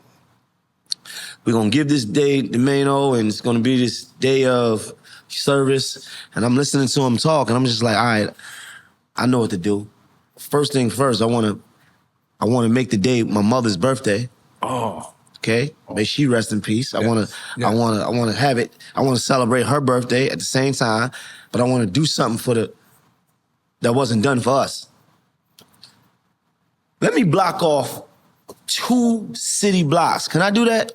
Right. I had this vision. I was like, I wanna block off 2 city blocks. And I wanna, on one end, I wanna have a stage for the local artists. Ooh. On the other end, I want to have all these functions for kids: rides, bouncy houses, trucks, ice cream, food trucks, all that. Yeah. And in the middle, I wanted it to be festival style, like with like vendors giving away things. I don't want to sell nothing to the hood, right? And my vision, we did that. 2 years in a row, right? 2 years in a row, we did that. Make some more. It's no violence. It's lit. I'm talking about. Is huge. Like I was like going around looking at what Spike Lee been doing, because Spike Lee does something in Bed-Stuy too. Every year, big block party. For Do the Right Thing. Yeah. So I was like looking at what he was doing. I was like, all right, I see it. So I got 2 city blocks. I'm going for 3 this year. Right? My permit. And really make this, it's a festival style. I had mothers come to me and say, thank you, because I couldn't afford to take my kid to an amusement park. Yeah, yep. All right. Great Adventures and shit like that. Ride Playland. And you out here bringing rides. Ride Playland to the hood. You out here doing that. That's so fire. Thank you. You know, and we giving away book bags, sneakers, shirts. I got healthcare out there. Shout out to Metro Plus coming out there, signing people up for healthcare. You know, I just trying to like give back at the same time. You know what I mean? Right. Word. You ever thought you would have a Maino Day? Fucking no. Man, baby. What? And definitely not a lie. Okay. Let's keep it real. Okay, so we got things for the kids. We got things for the local artists, things for families. But then where's the after party at? Scarlett's? Possibly. Possibly Scarlett's, right? Starlett's, possibly. Starlett's, all right, my bad. Scarlett's is out here. I'm bugging. I'm sorry. Starlett's. Yeah. I ain't been to New York in a minute. Right, my bad. It's always I like to have a good time. Yeah, you like strip clubs. A lot. A lot. Told you I lost the rolling. Oh yeah, it does. Right, I was high. Don't do mollies when you I was high of 2 mollies. 2? You said you ain't say 2. I was high of 2 mollies. You threw the extra one in there. You threw the extra one in there real quick. It was a midget in there that night. Oh, I know about the midget. You know the midget? Yeah, I know about the midget. I wanted that midget that night. Oh, you a different That Molly guy. had me different. And I was like, yo, no, but I lost it. I lost it on the comeback. Like I woke up, it was gone. Like the girl that was in the room with me. Right. She was gone? Yeah, she was gone. The watch was gone. You know, I learned my lesson though. Yeah, you got this. Listen, sometimes you take bumps and bruises on the journey. For sure. You know, we still here though. Say what? Wanda. Yeah. No, she was gone, nigga. Yeah. Out of there. She Gone. I woke up. Yeah, gone. 1:32 in the morning. I'm gone. Out of here. Totally gone. We seen you on Love and Hip Hop. Are you actually? Because then we heard you say you getting married on the radio. Is this actually? I want to get married, man. I believe you. It's gonna happen. I believe you. It's gonna happen. I'm gonna set the date first, though. Oh shit! You ain't even set the date. Because my information is wrong. Listen. So last year, you gotta understand what's happening. Okay. Understand me? Okay, I'm here. Last year I set a date Oh, you did set a date. for July 26th. Okay, I went to Robbie Suits and picked out a tuxedo. Okay. I went and sat with a wedding planner. Okay. I went to Mazda and picked out a ring. Okay. I did all this before I even had a wedding or like a bride to be. Oh, damn. Wait, what? Yeah, I did that first, and that's how I'm gonna do it. You're gonna set up the party and then bring. I'm gonna set it up, and then all she got to do is show up. Yeah, I'm gonna make my life. Not just anybody, nigga. I'm gonna make my life easier, and if need be, I'll have the bridesmaids already there for you. If need be. You got pre-picked bridesmaids? Yeah, like I've never heard of shit like all this. my homegirls. This might be the most genius shit I've ever heard. I'm gonna keep it 100. Yeah. This is a reality show already by itself. It sounds nothing is impossible, my brother. Yeah. Believe that. Yeah. Trust me. Sonny could be the person that marries you guys. You're a preacher? No, we're gonna get Rev He's Run a to do preacher in that. his mind. Who else is a preacher? You get Rev Run to do it? Who else? I feel like Ray J is a preacher too. Mace. Mace. That's a good one. Mace can do it. Mace is a can do it. preacher. Definitely. Mace can do it. And we got one more. Daddy Yankee, I think. Oh yeah, Daddy Yankee. Daddy Yankee's not a I don't preacher. think he's a preacher. I just think Is it he's preacher? just Christian. Let's just roll with it, man. Just roll with it. Just roll with it. If you're a Christian, you're a preacher. Just roll with it. Christian, preacher. You can do it. You got the good book, you can do it. Straight up. If you believe, you can do it.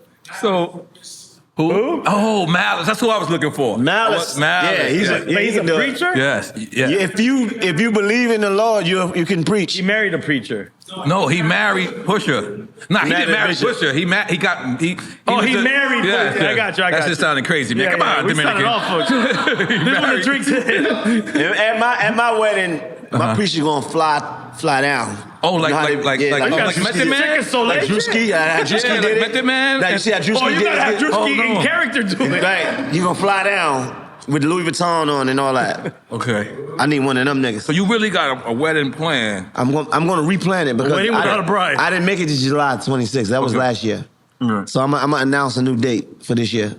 But you have a woman, correct? No. Nigga, no. Nigga, I don't got no. He's announcing the show without Yeah. supporting act. There's no woman. Okay. So, because I heard they say, like, that's what they say.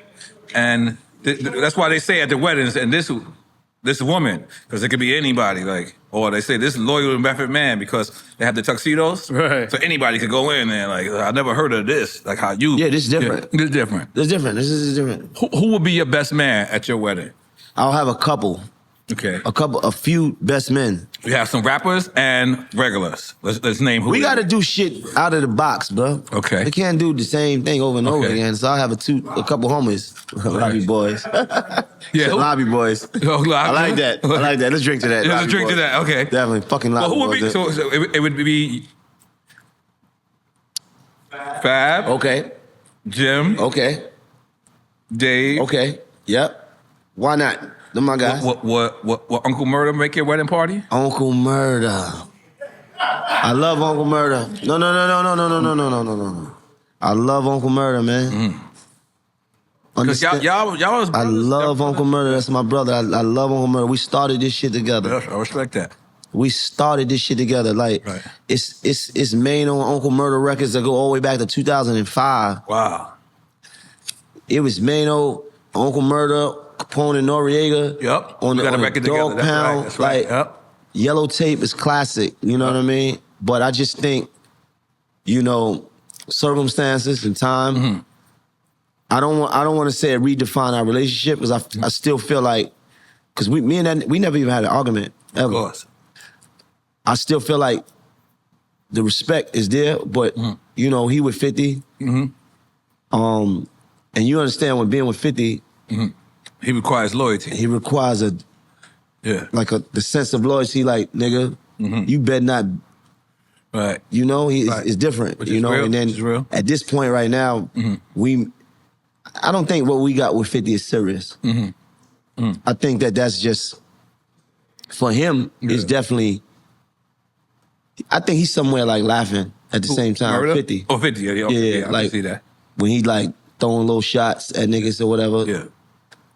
But I think for murder, this is what changed his life. And that has to be respected. So it is what it is. Yeah. You know? I respect that. Hope y'all get it together too. Like, no, but who? You and Murder, yeah. No, we don't have no. No, I'm just saying, like, I love y'all together. Like, if there's another album that could be made, yeah. Hey, yo, tape. I would like to hear it, bro. But like, I don't know I don't know in the climate if that could actually happen. Okay. You know what I mean? If we talked about loyalty. Yeah. And we talk about picking our sides. And it's understandable when sides are picked. I don't have no problem with a nigga that pick his sides. I understand it. I respect it. Right. You see what I'm saying? Right. And I had a relationship with 50. We was super cool. Because he has something to do with putting you on as well, right? Absolutely. Absolutely. I was signed to Universal. We talked about that. Yeah, we talked about that. Universal dropped me. I was back in the hood. I was at Rio House on Monroe between Notion and Marcy in his basement recording records in the hood. Wow. I'm trying to figure it out. 50 at that point had a relationship with my brother 80. 80 called me and said, look, I'm up here I'm in 50 office with him right now. We kicking it. Next thing you know, within an hour, I'm getting phone calls from Atlanta. Yo, you got a meeting. Craig Howman? Yeah, they called me from Atlantic. I got a meeting. They want me up at Atlantic. What happened was, 50 asked him and said, yo, what y'all doing? Like, you know what I mean? He's like, yo, we talking to Atlantic. Because I had, at that point, once I got dropped from Universal, we was in talks with Atlantic. Oh, y'all was already, okay. Yeah.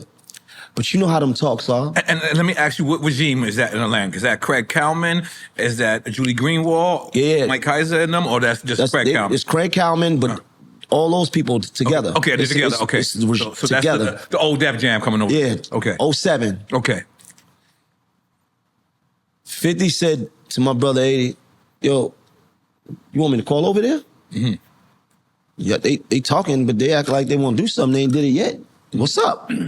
He called over there and tell him, yo, let me speak to Craig. Get Craig on the phone. Yo, look, what y'all doing with Maino? Yeah, you know, we talking. Listen, if I could do it, I would do it. Right. The niggas got their movement. Yeah. That's them niggas. Hung their phone up. They was on my line. By the time they hung that phone up, I was getting called into a meeting. That's how powerful he was and influential he was. So for me, I always had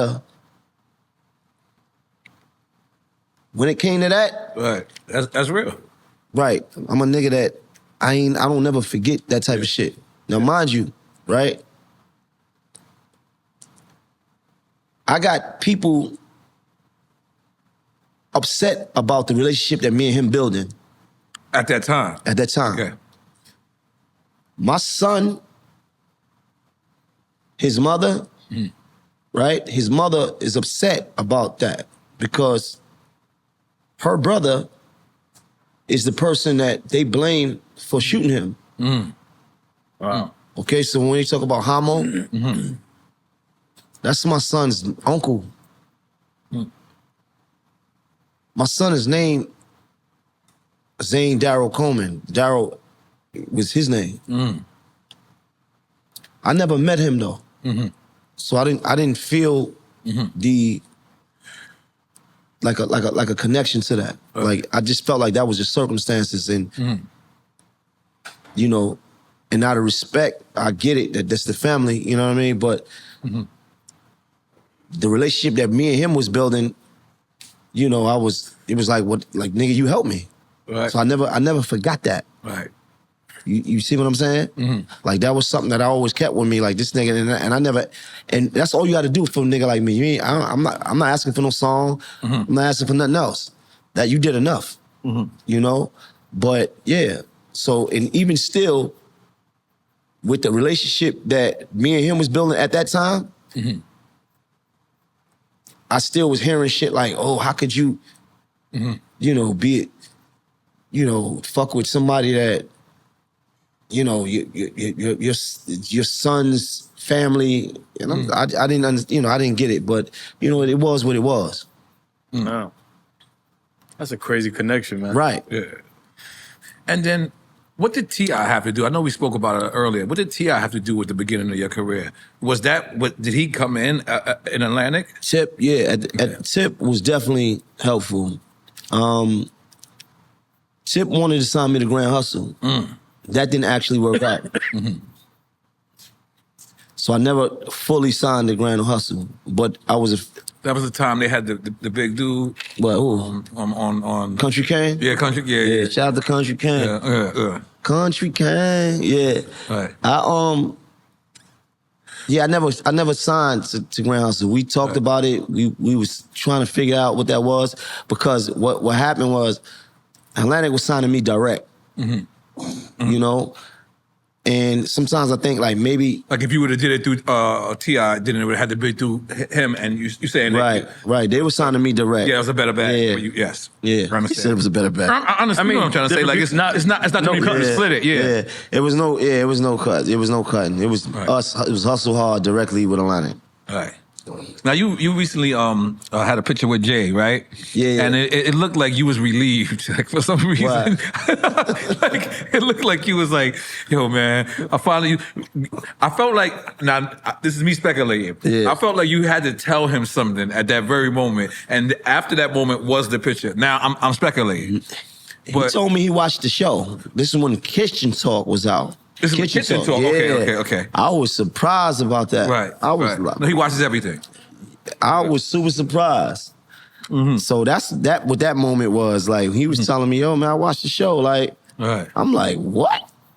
He watches everything. You watch me, nigga? Yeah. You know, I mean, this is Hov. You know, we look at Hov with a certain lens. You know. But what happened? Why was there even a discrepancy? It wasn't since rumors. What did you say about Hov?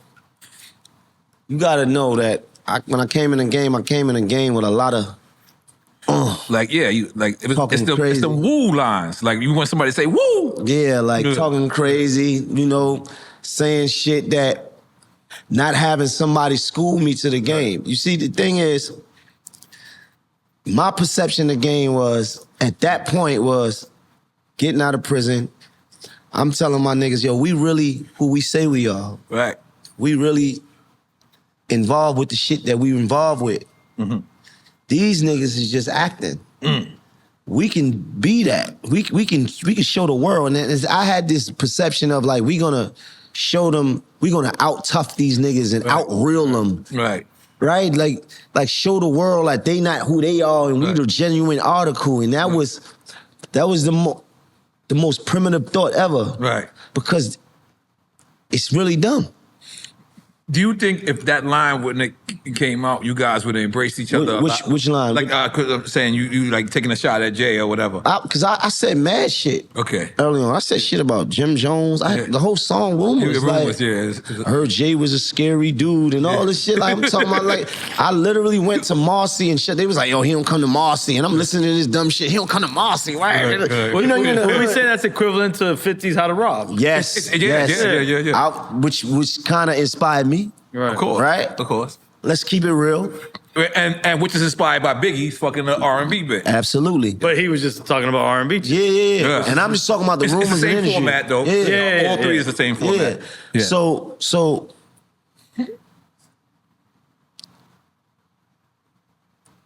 I'm saying shit. I'm shooting videos because what we trying to do? We trying to get attention. Right.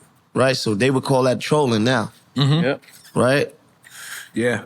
I seen a nigga say, yo, Maino, you came in the game trolling. Why you mad at me?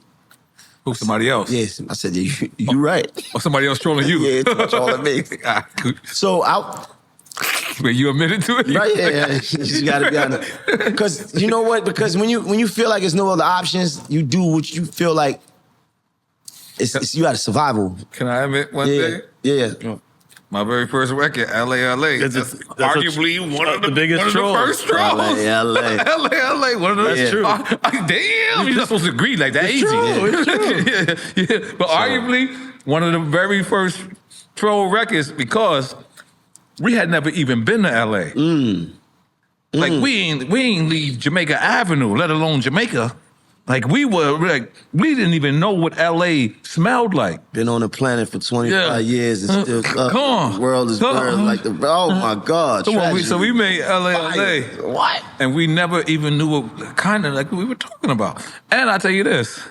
But you didn't go hard. We didn't because that's the thing. It's the hook mainly. But I'm agreeing with him. I'm saying like that was that attention like real quick, and we got it real quick. And in New York, big had our back. Right. When you feel like you ain't got no other options. Well, hold up. Sorry to cut you, but Tim Dogg's the first. Fuck Compton. Oh shit. That's the first. Yeah, that's a good one. Shout out to Tim Dog. Yeah. Shout out to Tim Dog.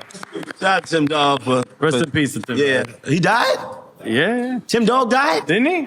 Nah, Tim Dog. I just heard rest in peace coming up. No, he didn't. Wow. Y'all gotta stop the shit y'all doing back there. Gotta be honest with you. Paul, did he pass? You just. It's Tim Dog. We're gonna fight him. Tim Dog. No, I think Tim Dog died? 2013. Oh, shit. See, this is how fucked up our world is. Yeah, Someone throws a fact out, I agree with the fact, and someone said, no, that's not a fact, and we all fucked up. It's like AI in real life. What's really fucked up is that we didn't know he passed 10 years ago. I remember when he passed. God bless him, though, man. Yeah, Well, what's crazy is I was doing mad research on you, right? And I went online. I seen an interview from you from 6 years ago. Yeah. An interview for you 6 years ago. It was Envy was y'all was playing around, but Envy was like he kind of kept bringing up like street shit. But I'm not gonna say that part. The part that it intrigued me was like you started talking about Nipsey Hussle. Yeah. And I believe your words was, man, if that shit could happen to Nipsey Hussle, it could happen, you know. Do you think that was a mistake for Nipsey going back to the hood? Was it a mistake for him to be back? I mean, for him to be invested in the hood like that. Not invested. It's because, like you just said, right? You said you gave coats back to the hood. You got this Maino day, like, but and I still go do things though. Yeah, I know that. But, out there. but I'm asking this particular because you know we actually got to run with Nipsey Hussle brother Black Sam the marathon. We doing it February 21st in LA. You know what I'm saying? And this is something I'm asking you as an East Coaster, as a fellow legend. Do you think that was a mistake for Nipsey investing into the hood? What I mean by invested, I mean his time, and I mean the actual store, like having it there.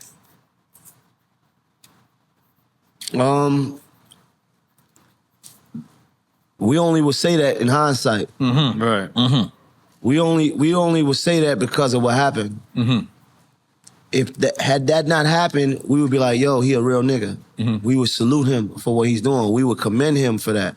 You know, we would be like, yo, he's in the community. He's giving back to the community. He cares about the community. Mm-hmm. So I can't say that was a mistake. I feel like that was an incident that reminds you that what could happen. When you're so accessible. Right, when you're so accessible and the mentality of the hood. You know? Can you blame the community straight up? I think that could possibly happen if he invested somewhere else. The hood will follow you. It'll follow you anywhere. You can't blame the community, especially because generally speaking, he was loved. Right. Generally speaking, I'm loved in my community. So the issue could go anywhere. But you got that one person. You got those two people that so upset with their lives, so upset with what they see in the mirror, that they hate you more than they hate their situation. Right. Yeah. They would spend more time plotting on how to knock you off than put energy into fixing their situation. Mm-hmm. But my question is this: had he done the same thing in Santa Monica, And people knew he was there daily. Right. Might not the same thing eventually happen there. Right. What you're saying is right. Anything can happen anywhere. Right. Yeah. You can't blanket blame the community as a whole. Right. Because when it goes back to what we said earlier, sorry to cut you off, but the streets is it's a mentality. It's a mentality. It's a mentality. Because let's think about the streets. Let's think about our ghettos. Right. The majority of our ghettos are filled with working class families that don't adhere to street rules. Right. Those mothers, those fathers that get up. You are so right. You're right, bro. And go to work, get on a train, get on a bus to go to work. Right. They got kids. They not part of the streets. Yep. The streets is a small community of people that come from there, right? That kind of delve into a certain lifestyle. Everybody that's from your projects or your block wasn't into the shit that you was doing. Yeah. It was a small portion of people when you think about the larger scheme of things. Yeah. Everybody is not like, come on, think about your building. How many people in your building really was selling drugs? Yeah. Not even half. How many people in your building was really shooting shit? Not even half. Not even half. Everybody, drugs affected a lot of our families, but everybody didn't fall victim. Right. And that's the thing. When you get older, you start to understand that it's a little of the mentality. When I was younger, I used to go to church in 40 projects, right? And I used to meet with these women. I mean, the church women, and they used to go back to 40 projects. They never knew they lived in the hood at all. Right. To them, the hood was safe. People were still carrying their bags, their grocery bags. So these ladies was like, they never looked at it like they were in. I understand it because when you don't have anything to measure it against, you don't have nothing to compare it to. If you lived in dark all this time and never seen light, you would figure out how to make the best of the dark. Right. You wouldn't have nothing to compare it to. You wouldn't be like, oh my God, it's light. You don't know light. Right. All you know is the dark. So the pain that comes from being in an impoverished neighborhood doesn't start to feel like pain unless you have something to compare it to.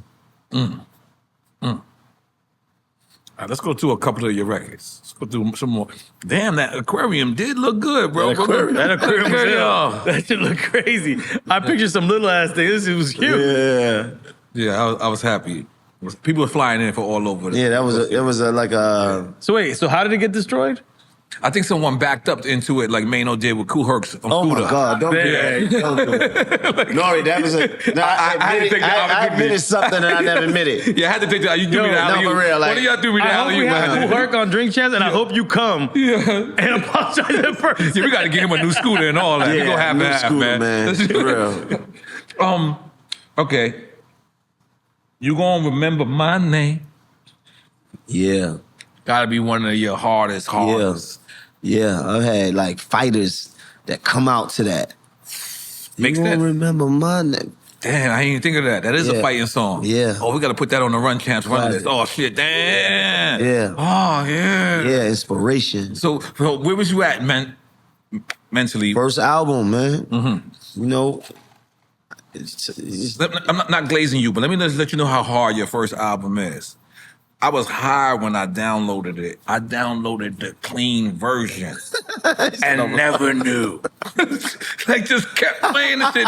And then I played it like at a barbecue somewhere, and it's like, yo, Slum, you got the clean version? I was like, I didn't even know. That's how hard. I was so satisfied. Yeah. But I was very, very proud.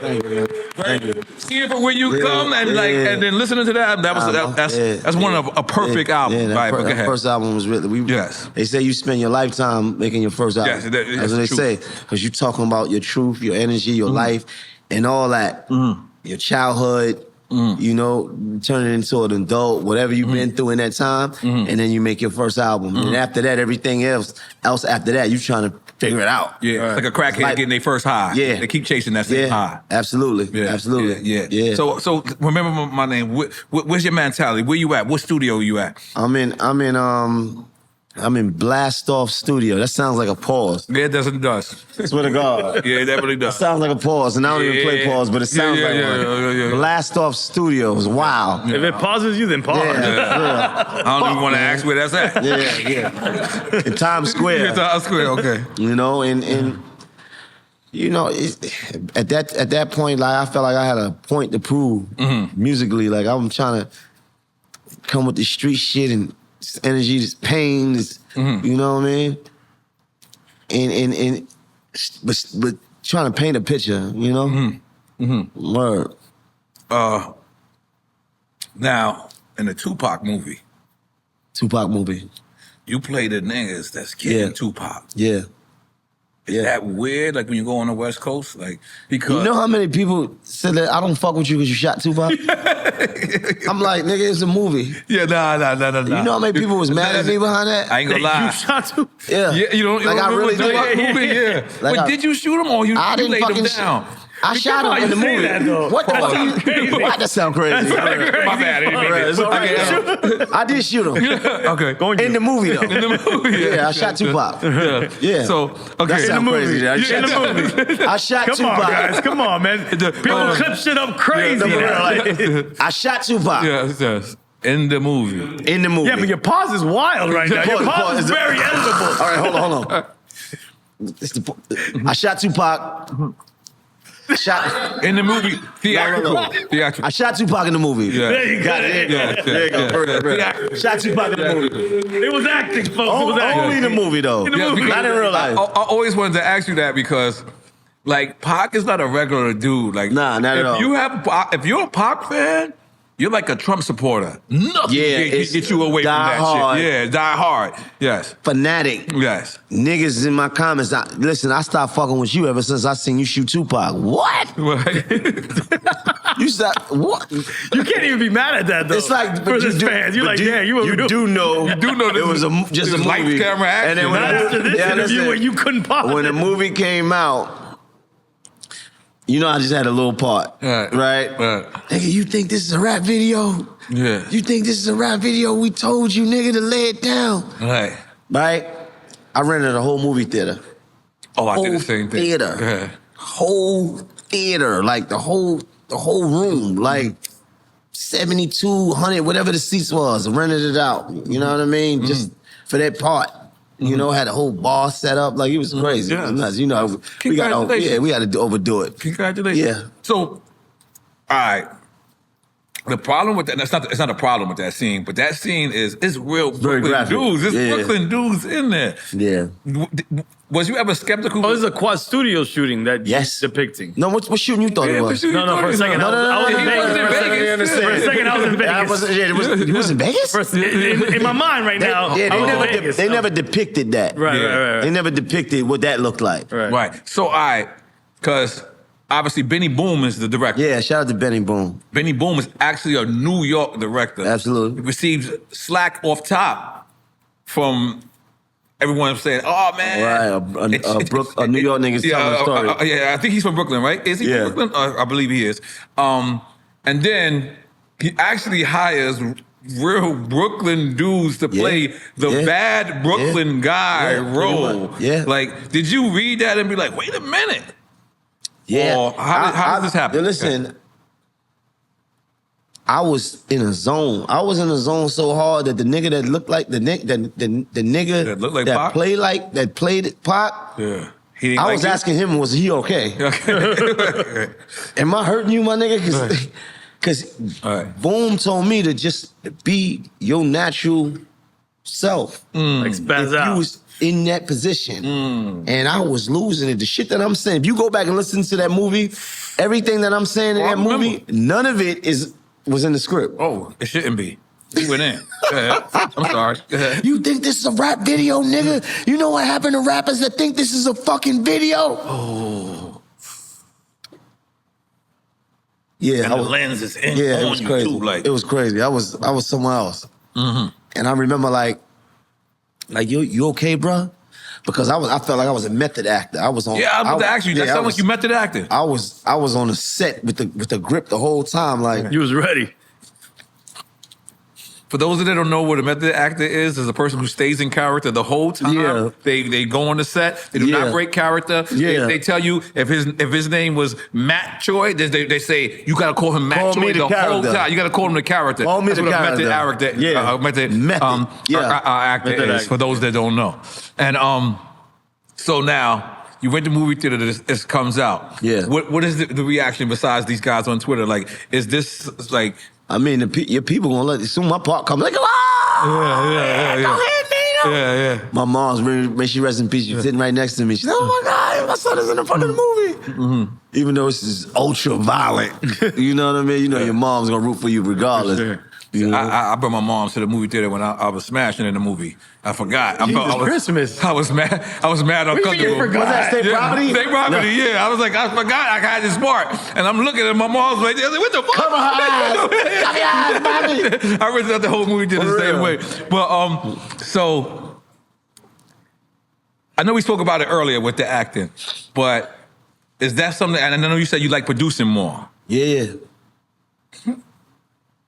But is that something you would like to pursue, acting, or they want to produce? Yeah. We know about the priest. We know about you with the priest. Yeah, definitely, right? Because I want to step outside Not you with of the priest. You as a priest. As a priest, step outside of what people think they generally know about me. Think, this goon or like the gangster role. Mm-hmm. You know, the acting is like it's a lot of work. Mm-hmm. And it takes up a lot of time. Mm-hmm. So it's like, I want to be involved with the think tank. Let's figure out this movie. Let's sit down. Let's write it out. Right. Let's figure out how to produce it. Let's figure out how to get it funded. I'm more or less in that space than it is me just pursuing acting, me getting an agent and just going, reading for roles. I don't want to just do that. Okay. Agent. It sounded like you said Asian. I thought you said Asian. Yeah, I was like, you're going to get an Asian for this? No. So, agent. Didn't you have a show called Star Tenders or Bar? I did a documentary. Like a porn? No, it's like about the bar. You got something against porn, nigga? You got something against porn? No. It was like about the bartenders. No, like, for real. That's a real question. You don't like porn? No, I'm good. Okay, you're good. We're in the porn capital of the world. All right, cool. Yeah. Miami. Yeah, they block you porn, man. Everybody here worked for a porn company at one point in their life. Or at least for OnlyFans. Yeah. So the documentary? No, I did a documentary. It's called A Dollar at a Time. A Dollar at a Time. And it's about the strip club culture in New York City, or how people come to the strip clubs in New York City, they ain't coming to see the dancer, they come to see the bartender. That's our little secret, though. Yeah. So it's about that. I'll show you the trailer. Yes. It's about how, I produced that. Okay. Shout out to my man Jay Rodriguez, because he's mastermind that with me. People come to the strip club in New York to see the popping star tender or bartender or whatever. Our city is a little bit different. They're not coming really so much for the dancers. It's about that lit bartender. What makes her lit, though? Her following. But I'm saying, is it the drinks? Is it her looks? No. It's her. It's her. It's her aura. It's her. You got lit bartenders in New York City that people, it's like they have a certain aura about themselves. That's crazy. That people, this is a real thing. Right. It's a real thing. When you think about Starlets is a pretty well-known strip club worldwide. Yeah. You got people that come to Starlets from across the world. They come to New York and they say, "Oh, we want to see Times Square, and you know what else? We want to see Starlets." Damn. And you know what made Starlets poppin'? It's not the dancer. It was always the bartender. It was always and only about the bartenders when it came to that. So that was what the documentary was about. It's about that culture. It's different in Miami. They don't give a fuck about the bartenders. Of course, but it's New York. Yeah, They bartenders going count straight too. to the ass shaking. They go Nowhere else on this planet is a bartender that revered. Wow, I didn't notice that. Nowhere else. That is strictly and specifically a New York thing. I wonder how that employment works, like how they trade off those contracts. Oh, look at that. Bag girls. Yeah, I shot that in Detroit. Okay. Let me see. The Bag Girls, yeah. So, all right. Who got the better strip clubs, Miami or New York? With that information you just delivered. Miami, you seeing pussy, like, okay, my really. bad.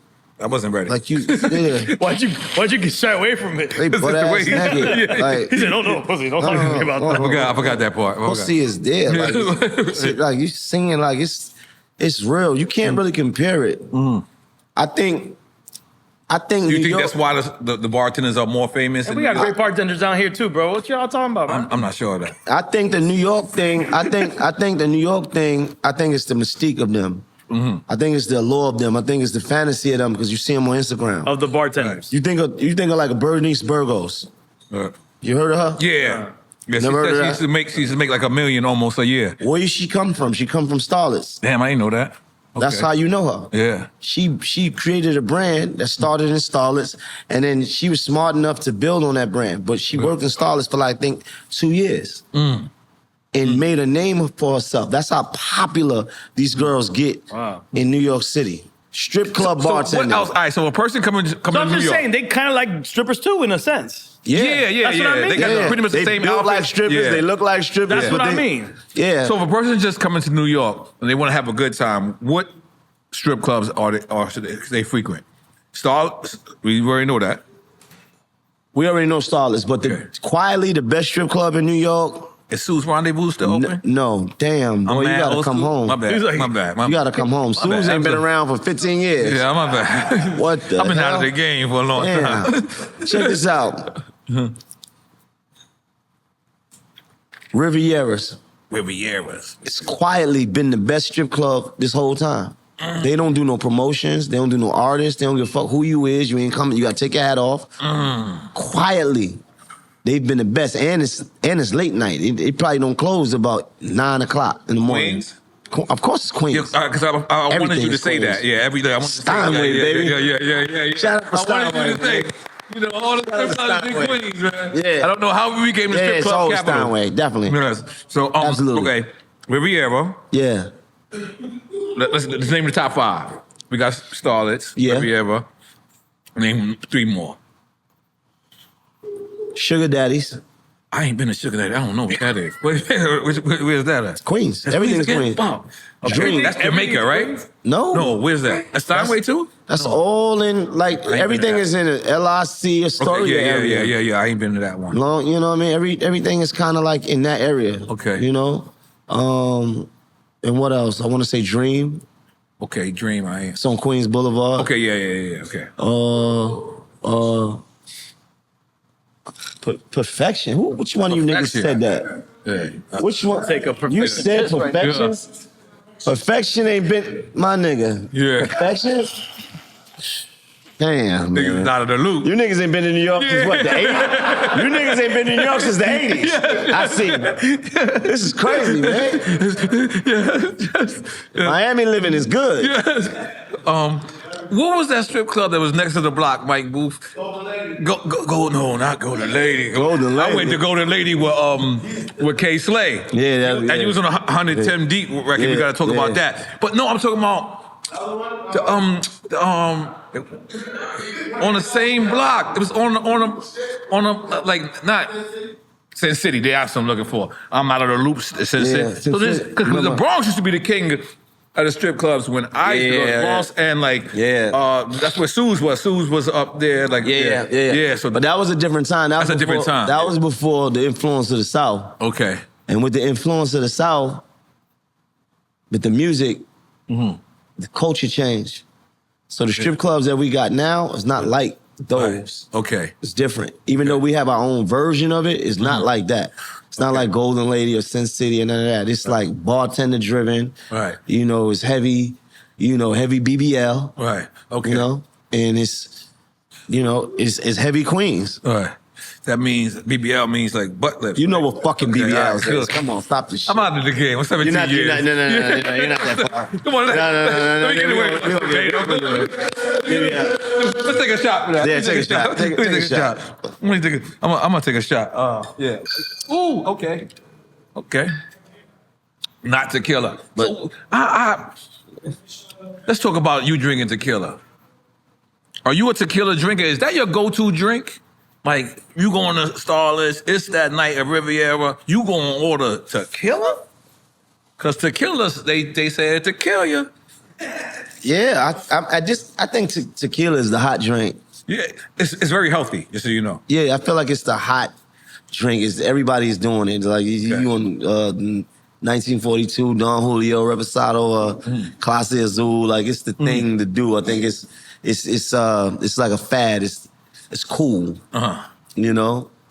So yeah, because it's 100% agave. That's what they be saying. I don't know why. Yeah, they say it's agave. Is that what it? I didn't know it had health benefits. Yeah. Well, no tequila is. I drink it straight though. Okay, yeah, that's what I'm saying. I don't do no chaser. Yeah. So they say no alcohol is good, but the cleanest alcohol is tequila. Really? That's what they say. Yeah. Oh, okay. I thought it was vodka. They used to say that vodka's too. number 3. They said that. They used to say that. I believe it's too. I believe red wine. Really? So I can have this the number one is tequila? Number one That's is what tequila. they Are we sure about this? Yeah. Is this a fun fact? I'm a professional. No, that's the new fact. Yeah, no, you know how it be changing. It be changing. Because I heard vodka before. No, vodka's like number 3. Trust me. That was my drink of choice. Vodka was back in the days. Yeah. Wow. So you're not on that organic shit. Organic what? Like organic. No, because people will be like, I'm organic. Just like that too. Organic liquor? Yeah, you don't know that's a new I didn't even know. I didn't even heard of that. That's Miami shit. Even though don't blame us. No. Miami. I went to LA recently. Dan, who the hell was with me? Oh shit. They had a whole They had a whole side of the place we went to with non-alcohol alcohol. Mocktails that you said. mocktails. You was coming at me when I said that. No, because they wasn't calling it mocktails. But that's what it's called, mocktail. Okay, no. What's your drink of choice? Mine? Yeah. Right now I'm on that. I'm on that wine Julio. Wine Julio? Wine. I'm on that wine Julio. I'm on that wine Julio. But I'm a Habiki drinker. A Habiki? What's that? Yeah, that's the Japanese whiskey. It's for the you know. Yeah. If you want more hair on your chest, right, this is what we go with, right? Got it. But then and I like champagne, Champagne. You know, Ace of Spades is the best. You know, just in case we didn't get to that. Okay. You know, we drink Ace of Spades over here. I bet the best Champagne in the world. Yeah. Champagne. Who is your favorite new artist? New artist.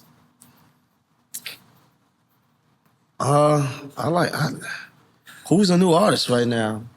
We got a bunch of them in there. What's my man, Cash Cobain? Who else? Who? Is Lil Shimmy still new? Okay. Who else? Yeah. It changes every day, man. Right. What's considered new? Has he been in the game a year or less? A year, I would say. Yeah. Or maybe like, damn, you're busting out my sock. Ain't nobody said that. Nobody gave permission for that. You think You did? Yeah. I was talking wine, brother. Nah, I'm good. Go ahead. I don't know. Yeah. I fuck with the music that I just like. I'm a big Young Blue fan, and every time I say that, people be like, "What?" I love Young Blue. Young Blue? Yeah. Yeah, Young Blue. I got a track with this nigga, right? I called him. Yeah, I just called him Blue. Yeah. You didn't know his fucking name? Yeah, no, I thought it was Blue. Let's do a shot to that, though. Let's do a shot. For real. Fuck. Let's do a shot to that. Yeah. And we love Young Blue. He killed it too. Yeah. For real. That was crazy, though. Cheers. Okay. God comes down on earth. Binga. He go see you, and he say, Maino, you get to make one track. And you get any feature in the world, and you get any producer in the world to produce that beat. Who is Maino? And this is a 2-part question. Dead or alive? Because we know you're going to go big. Is that from Brooklyn. Is it dead? So you could do one dead, and then one alive. One dead. Yes. Yeah. Shit. No, So you got stop with these fucking questions. You got a 2-part question. So it's 2-part. One is we could go with the dead, and then the other is the alive feature. If I go dead, then I need Pac and Big. Damn, I never heard nobody say that. That was a slick one. I'm gonna take a shot for that. Let's do that. You got me on that one. Now, people who are alive and the producer, and who's producing the Pac and the Big record? And the producer could be dead too. I'm sorry. You just changed it all the fuck up. Yeah, no, there ain't that many dead producers. Yeah, it is. No, it ain't. Producers don't die. Not hip hop. Yeah, not hip hop. Don't die. You're right. Producers don't die. Damn.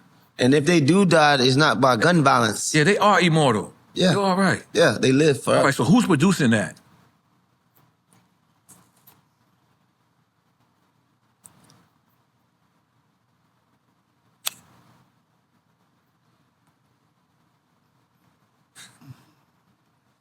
Just Blaze. I like that answer. All right, now a live feature. A live feature. But this is one a little bit different. God is asking you, saying, okay, alive, but he's saying, this record is going to change humanity. Jesus Christ. Humanity? Yeah. He's going to change humanity. It's put a lot on his shoulders right now. Turn humanity into what? Yeah. To the fucked up. Yeah, no, to the better place. To a better place. Bruno Mars. Oh, that's the feature? Yeah.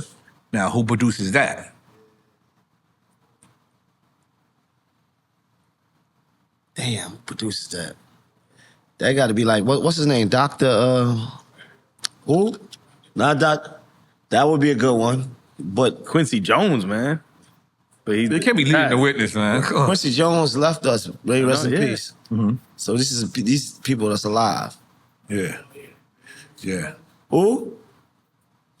Pharrell would be good. Pharrell would be good. That's what I thought. That's what I like thought. Pharrell. I like Pharrell and Bruno Mars. I like that. Out the box. I like that. Good one. I like that. Out the box. I like that. Have you ever worked with Pharrell? Never. Okay.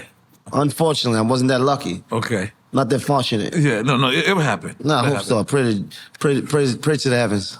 So, one night I hear Nas is hanging out. He went to Havoc party, and I hear that you see Nas. Yeah. And you say, I apologize for my brother Jim Jones. No. And everyone laughed. Recent too, right? No, Everyone laughed. Like, cause I was like, yeah, I got something for your man Jones. Oh, he said that? Yeah. Oh, okay, all right.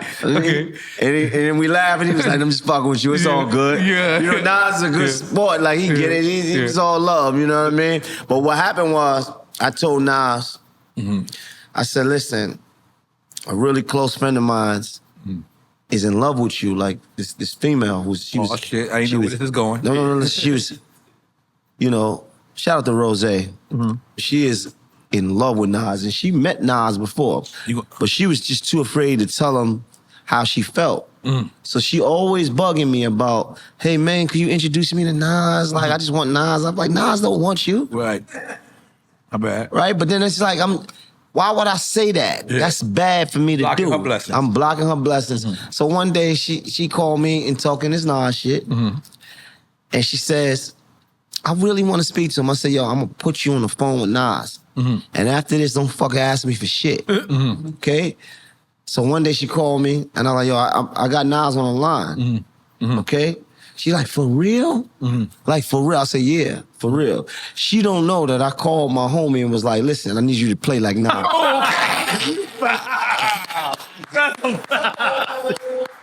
I didn't know where this was going. You knew the lyrics and everything. I said, I need you to act like Nas, okay? Just you know, say certain shit that Nas would say, like, you know, my black queen, like, you know, You say my black yeah, just say certain shit that did.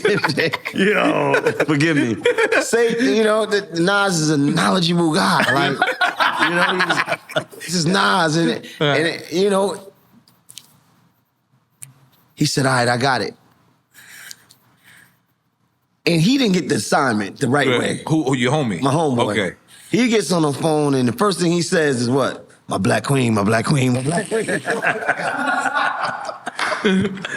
He said, yeah, my black queen, my black queen. Yeah, Maino told me. Because I jumped on the line, I was like, yo, Nas. Yeah. Remember I was telling you about my girl Rose, and I was telling you that she in love with you. She's just afraid of you, nigga. She don't know what to say to you. And he getting on the lines like, yeah, my black queen, my black queen, my black queen. He was supposed to be like, yeah. Yeah. That's how he supposed to start the conversation. So after he said my black queen about 16 times, right? Because she caught on. Right? No, she was just like, hey, he was like, yeah, you know, I ain't got that much time and shit like that, but you know, I'm gonna get your number from Maino. Oh wow. She been waiting for him to call. I'm gonna get your number from Maino, and you know what I mean. And it's, you know, it's all love, my black queen. And she's just like, okay, I said, yeah, I'm gonna give you a number, man. Like for real, just you know, give her a call every now and then. You know what I mean? Whatever. He hangs up. I'm gonna play this shit for you, okay? Right? Because I have it recorded. Okay. And she calls me back and was like, you know, I recorded that. That wasn't Nas. I said, it fucking was. You ungrateful. That was fucking Nas. When I seen Nas that day, I told him. I said, listen, you told him the whole story? Yeah, don't be mad at me. It was a short version. I said, listen, I set somebody up and I played like it was you. He said, yo, you crazy. You out your fucking mind. Like, you know what I'm saying? Like, to this day, I've never admitted that it wasn't Nas. Let's make some noise for this shit. Yeah. Make some noise for a fucked up individual such as myself. So let me ask. I think I know the answer, but I'm just gonna ask because I can see people in the comment section saying something. What's the difference between you hanging with Nas if you wouldn't hang with Max? Good question. One is considered to be a real problem. Oh yeah, okay. And one is just some competitive, viral. I feel how I feel because I feel like I'm that nigga. You know what I'm saying? You think, you know, Jim Jones seeing Nas, it's not a problem. Yeah. You know what the funniest shit? I got in trouble because of Jim Jones. Wow. I should have called Jim because I got in the Breakfast Club and I was like, yo, I see where Jim is coming from. And the whole Queensbridge was like, yo, what are you think he better than Nas? No. You think he better than Nas? That's not what I said. Yeah. I just said, I see where he's coming from. I didn't say he's better than Nas, but I see like that confidence. Sometimes you got to wake up in the morning and feel like that person to be that person. Pop your shit, so nigga. When I tell you, boy, oh my God, I got in Queensbridge trouble, bro. I was like this there. I was in punishment for a week. You know, Nas is a rap god. Yes, and he's one of our not rap him. gods. He laughed, but Nas laughed. Yeah, he when laughed. I seen him, he was laughing. Yes, he laughed it off. He like, yo, you know, I got something for your man Jones. Right.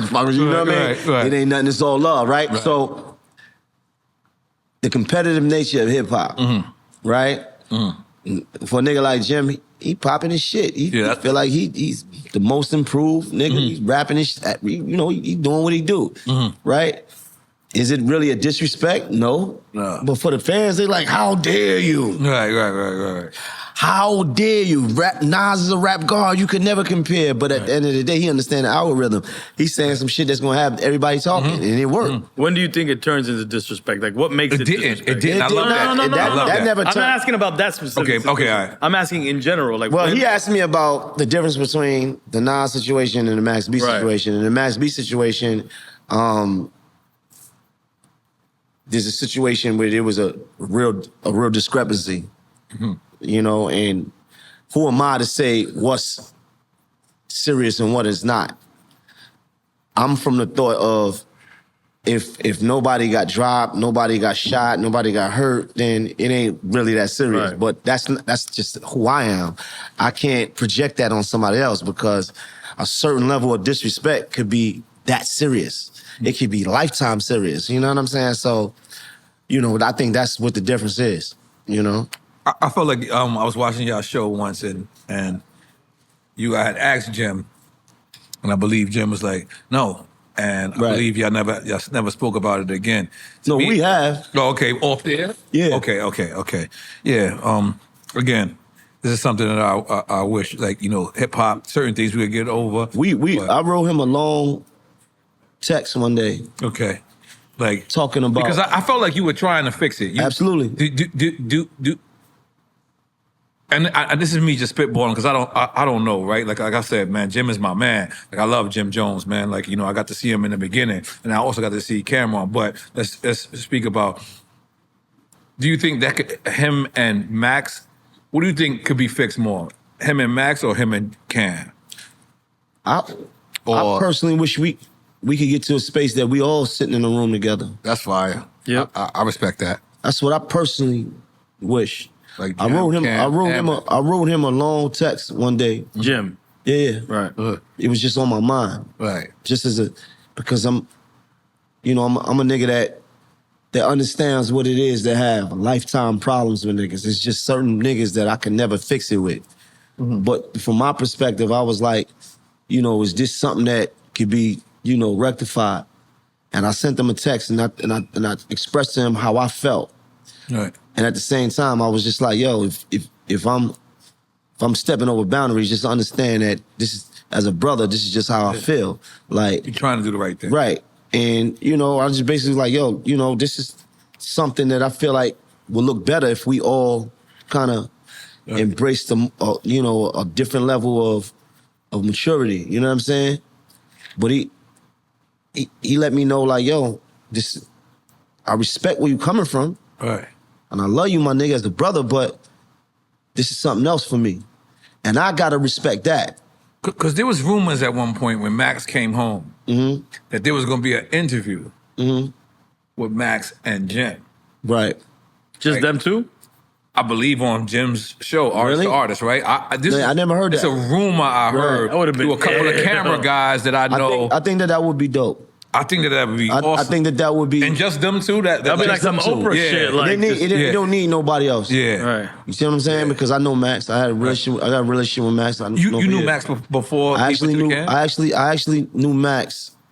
Because I seen him shot you out. Right. He was like... I knew Max when he first came home, right? When he first came home, he used to come to Brooklyn. He used to come, my man GQ Beat Studio. The first time, not now. First time, no, okay. Right. Okay. So what happened was he was coming home. He was coming to Brooklyn. One of my homies had knew him from prison. Bistro, you said? No, one of my homies. Okay. He had knew him from prison. Okay. I knew Max's brother. Mike Murder. We was in the folk building together and Kasaki and all that together, right? Right. When Max came home, my man was like, yo, my little man just came home. He nice. His name Max B and all. He from Harlem. So Max used to actually come from Harlem to Brooklyn to record in the studio that we was all working in. You see what I'm saying?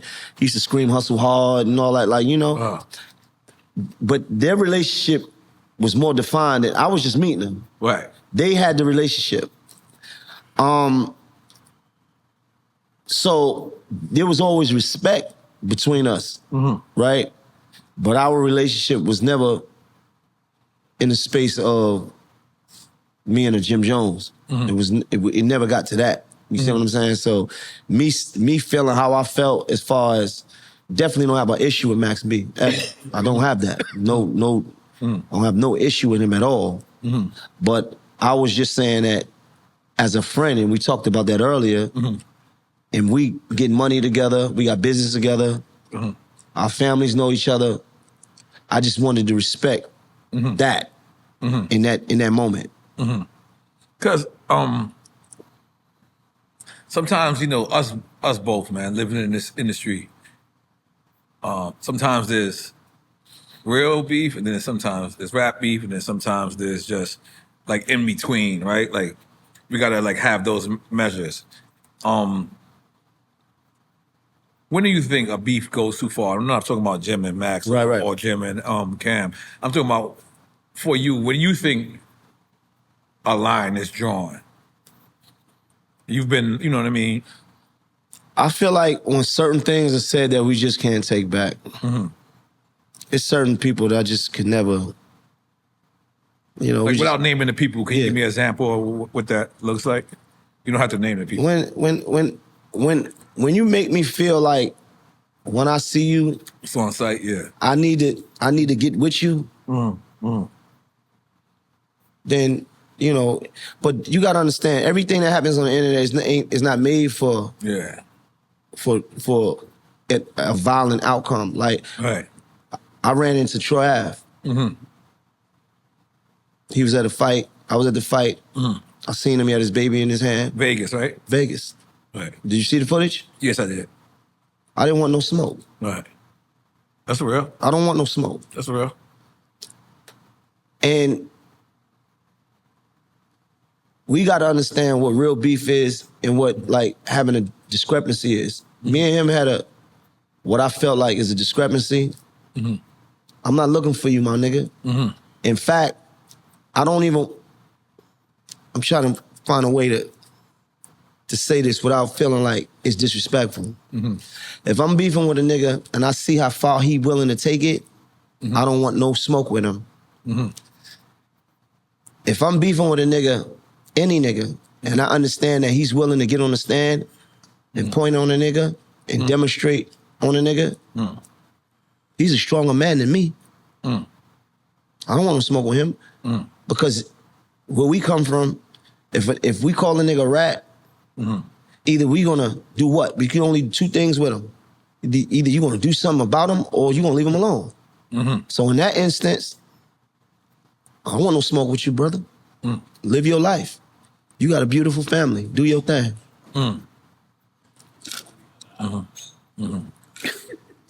What? Sonny D going in. Let me be devil's advocate a little bit. And then P. What do Long you think G about the jumped Gunna in. situation? What about it? Do you think that was like crossing the line? In which way? When he went on the stand and said, "Oh like, yeah, I think Gunna, and I don't know, but I think Gunna actually felt like he was tricked. I think he was told. I think he was told, "Hey, this is not ratting. You're not telling on nobody. You just got to admit to these things, and they're gonna give you a plea, and you're gonna, go home to your family." I think that he thought that he was doing the right thing. I don't think that he had the intentions of telling.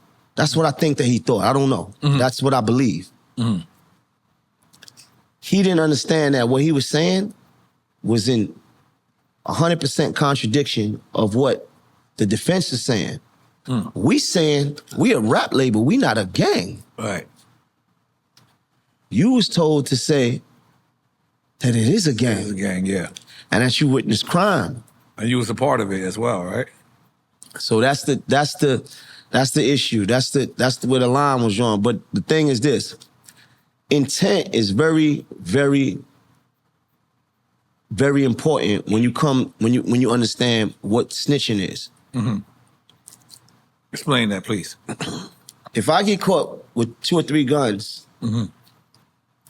and to get out of my sentence, or to get out of the prosecution's way, you shit of on these the 2 or 3 monster guns, I go and say, "Yo, N.O.R.E. did this." No, the N.O.R.E. did monster that. cans. Use the monster cans. Just use the monster cans. Not N.O.R.E. Not N.O.R.E. See, Monster did it. You use the monster cans. Monster did it. Use rewind time. Use Right. anybody think but N.O.R.E.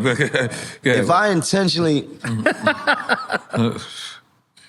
understandably say, "Yo, it was the monster, not N.O.R.E., but monster that did it, right?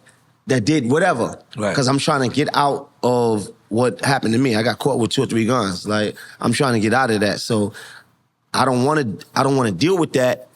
I don't want what comes with that. So I'm trying to find an easy way out. So that intent is possible. That intent is what it is. Right. So in a case with a Gunna, I don't know if his intent was the same. You see what I'm saying? Sometimes you fall this, like if a nigga, if somebody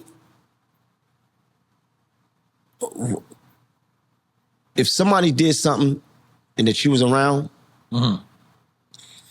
and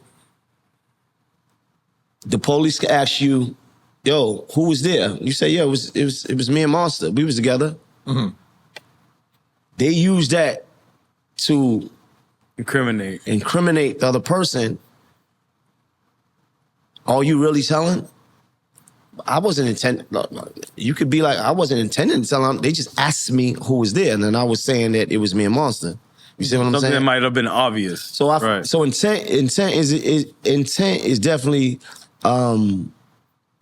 important. Do the streets understand intent? Nah. It's hard to even figure that out. No. Yeah. People don't understand intent. People understand intent. I think it's once you get to a level of maturity, you understand intent because the thing is we ain't supposed to be talking regardless. Right. It always gonna come back to that, nigga. You ain't supposed to be saying nothing. So there's no room for no slip ups when you don't say nothing. you know? But in his case, I just think that I don't know if he was intending on doing that. It came out bad, and then we heard what Thug had to say about it, and it is what it is, I guess. That's what kind of like I wanted to ask you too, because now we also have footage of Young Thug. They say it's AI. We don't know. It's not AI. It's not AI. Nobody, I don't think nobody said that. Oh, I thought someone did say it. Nobody said that, N.O.R.E. Okay, word. Nah.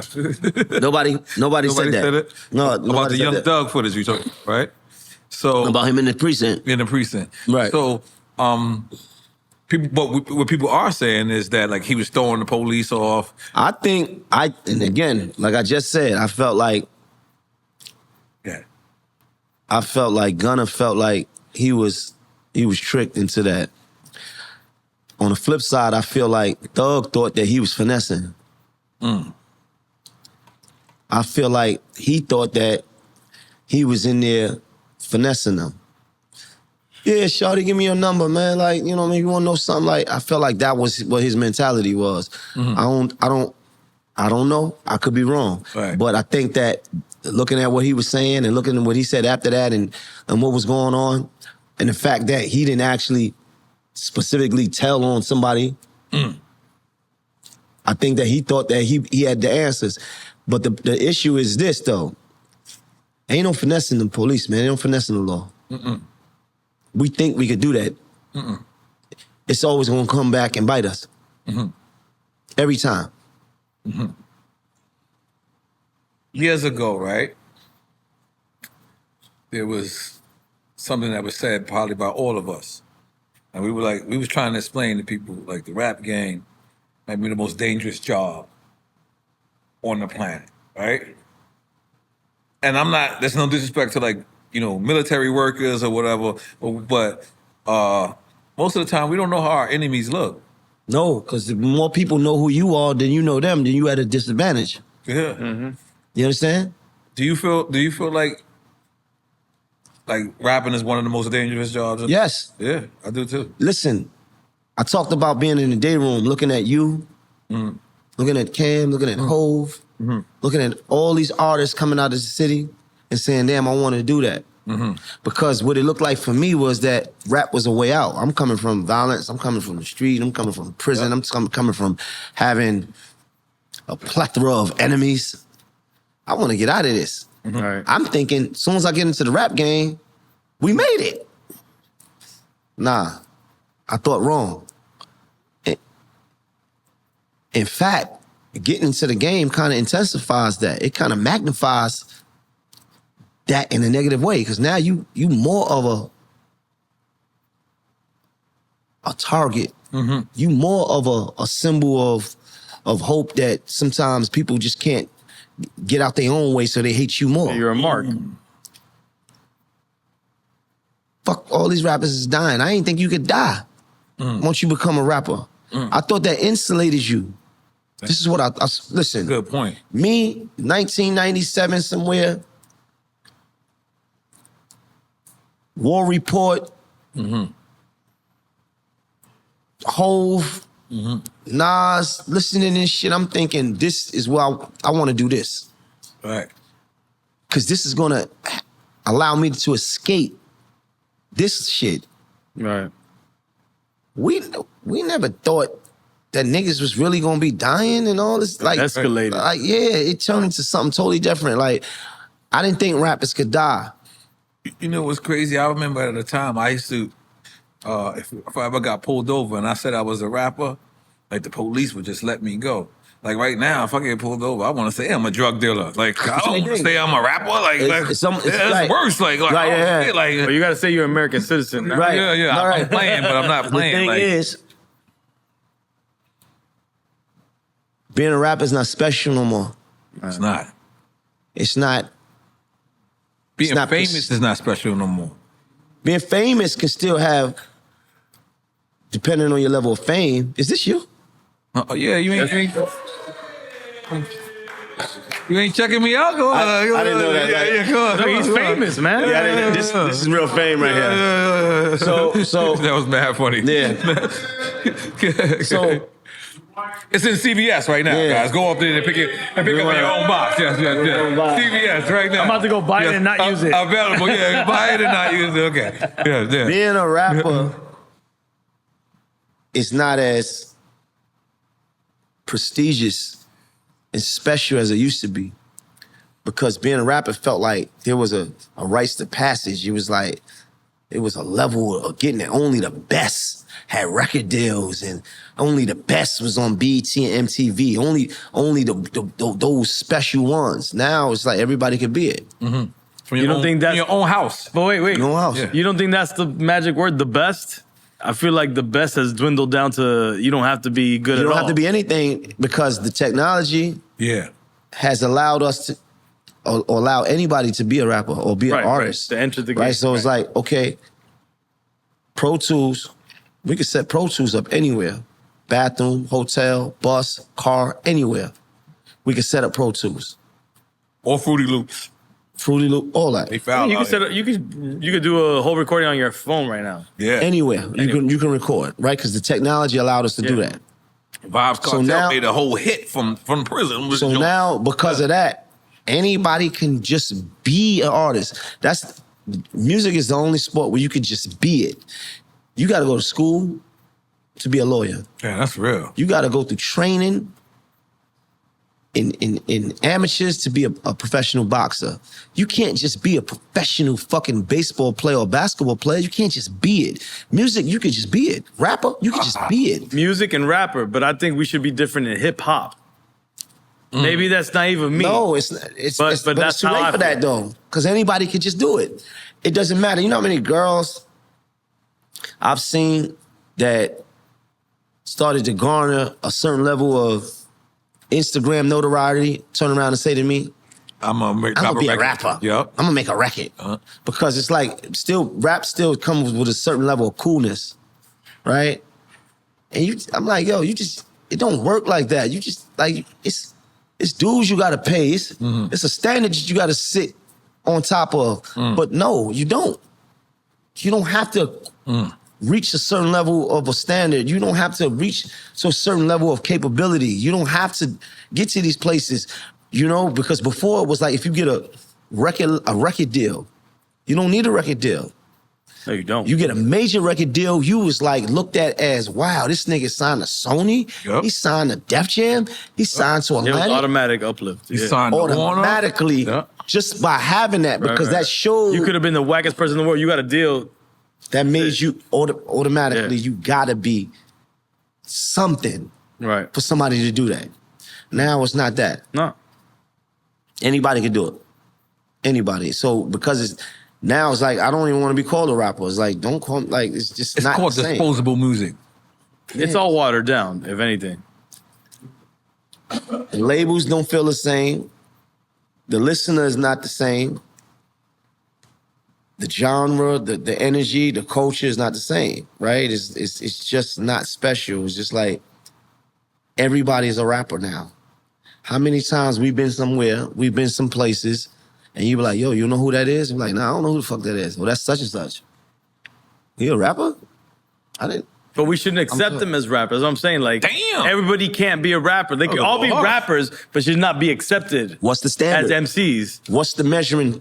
And the same thing with DJs. Absolutely. There's a lot of DJs that they DJ off their iPhone. Before y'all chime in, we calling them DJs? This is why I think what Nas and Mass Appeal is doing is super important. I love what they're doing. Because they're paying homage to the culture of it. Yeah. Understood. So, but that's, they can't. And it also makes business sense too as well. It does make business sense. I get it. Because we're all being nostalgic saying, that shit was dope back then. This is why we like it now. Yeah. What's the and standard, you got that built-in fan base. Go ahead, I'm sorry. When you say that we shouldn't accept them as rappers, so what's the standard?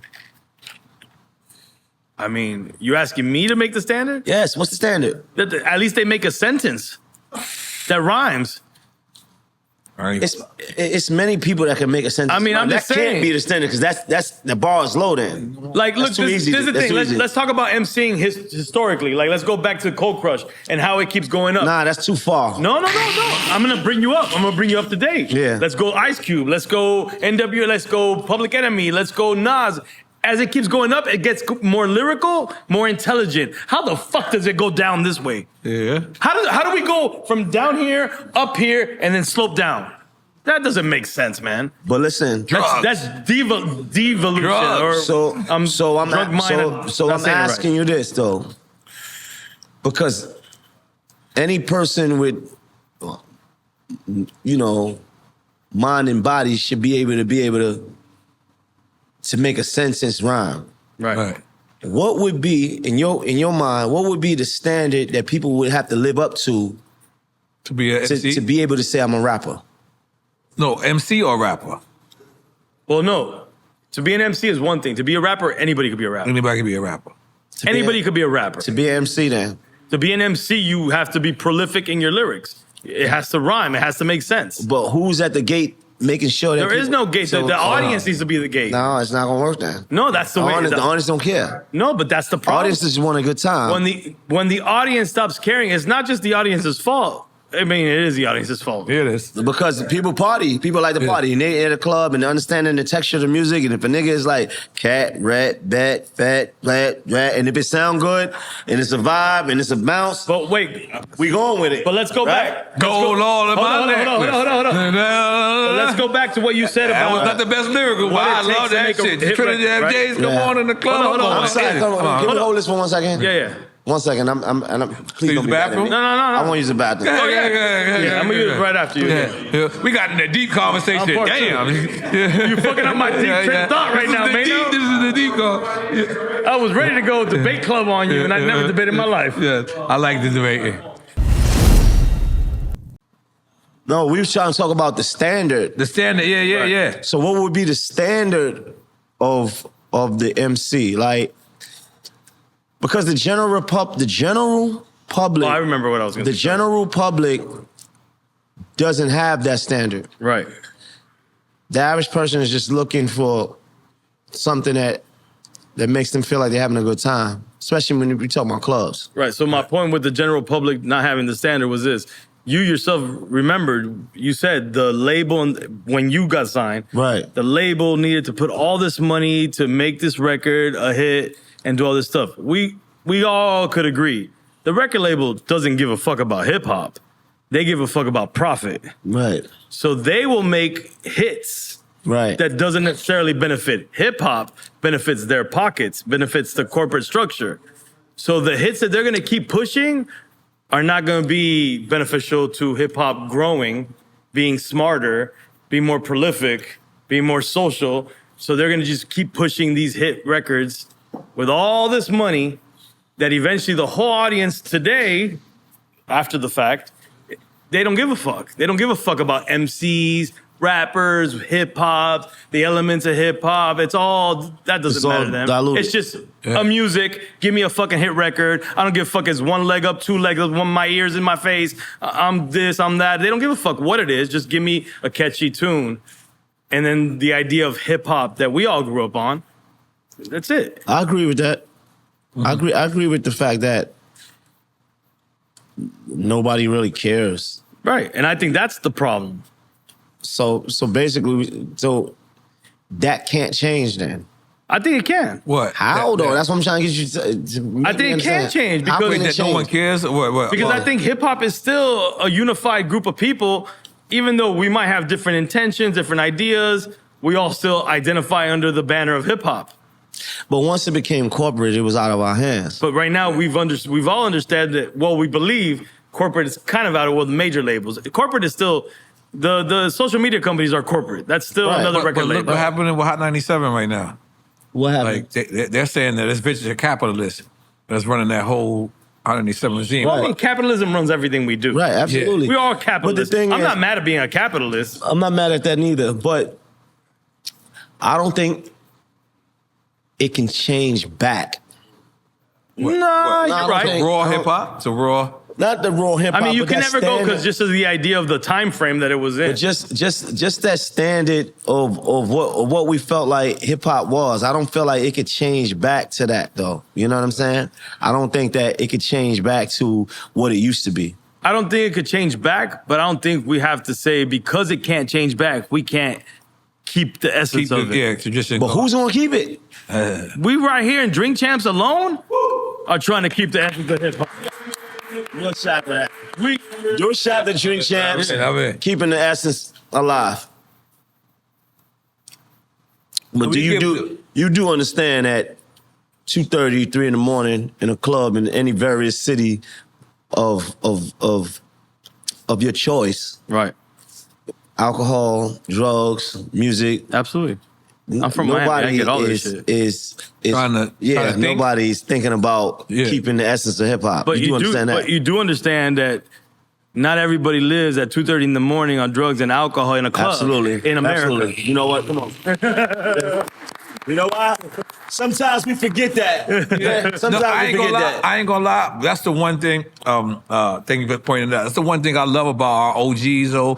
Like when you see Kane, if you follow Kane. I saw Kane the other day. Yeah, yo, Kane stays on the road. Yes, When I see that shit, I see like, Jazzy Jeff, all these people staying on the road, and it's like, yo, we just had Jazzy Jeff kill Crazy Hood Day. Like, he killed it. He shut it down. Yeah, man. I love that. I love it. And it was a packed house. Yes, yeah. You know, hip hop is the only genre of music that people kind of shame you for getting older. Yeah, for getting older. Like, why? Nah, we gotta change that. And I think, that too. I changed it with my wet beard. That should be a part of the agenda. And rock and roll, you could tour for fucking 95 years. Absolutely. Mick Jagger's 9,000 years old. 100%. Yeah, come on. Like, he's definitely from. Like, come on. DC. Yeah. He's he's different. He's a vampire. Hip hop is the only genre that, you get to your 40s and plus, then it's like, oh, you old nigga, you need a chair. And it's like, it shouldn't be that. Because every other music, it's no age ceiling. You can be whatever. Yep. Right? Ozzy Osbourne went all the way to the end, to death. And he had fans. Touring though. Biting bats. He had a show right before he passed. To the death. Yeah. And as an artist, this is not a physical sport, right? You understand, like basketball. Knees, you can't blow your out. Knees get bad, your ankles, you know what I mean? You got bad It's ACL. as physical as we want it to be. Right. But it's not, it's mental. You an insane clown posse, maybe you got to retire You know what I early. mean? Because you might not be fighting able to jump around on stage no more, but understanding that the music is still music. No, I'm going to cut you off. Did you see Kane do his last I saw that. I talked to him about that. He told me that's old footage, though. That is old. It just resurfaced. Yeah. But I asked him about that the other day. Oh, he got me. AI, that's not AI. That's real. But he fucked up the first one. He said to do it again. Do it again. That shit. Nah, Kane's a man. Kane's a man. Nah, we should be doing this shit for the rest of our fucking life. If you want to. So they got this thing where they say, so it's like, they got this thing where they be like, these niggas are senior citizens. Right? And it's like... Yeah. I talking about y'all? Yeah, tell me us. Wait, I never heard this. This is kind of hard. Hold on. Senior citizens. It started as like I don't know, I guess niggas was trying to like go at Jim Jones and say, he's a senior citizen, or he's the youngest OG we know. Like, I don't think nothing wrong with that, right? Because age is about energy. Right. We only here one time, bro. That we know here one time that we know of, right? That we know of, right? That's what we know. Mm-hmm. Why not live to the fullest and you do what make you happy, my nigga? Mm-hmm. Like if your perception of me is a senior citizen, then let me live my life the way I want to live it, my nigga. Let me live my days the way I fucking want to do it. Because guess what? It's people that Is that the name of the album? No. That's a good name though. It kind of is. It's kind of is. It's people in the world. It's people that we both know, and everybody here know that didn't have the chance to live the way they want to live. That's right. Real shit. And do the things that they want to do. Right? We still here with the blessings from... Nah, we're lucky.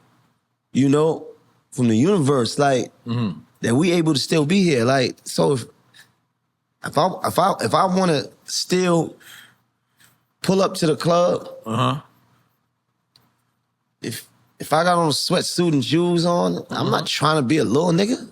I'm not trying to be a YN, but this is hip hop.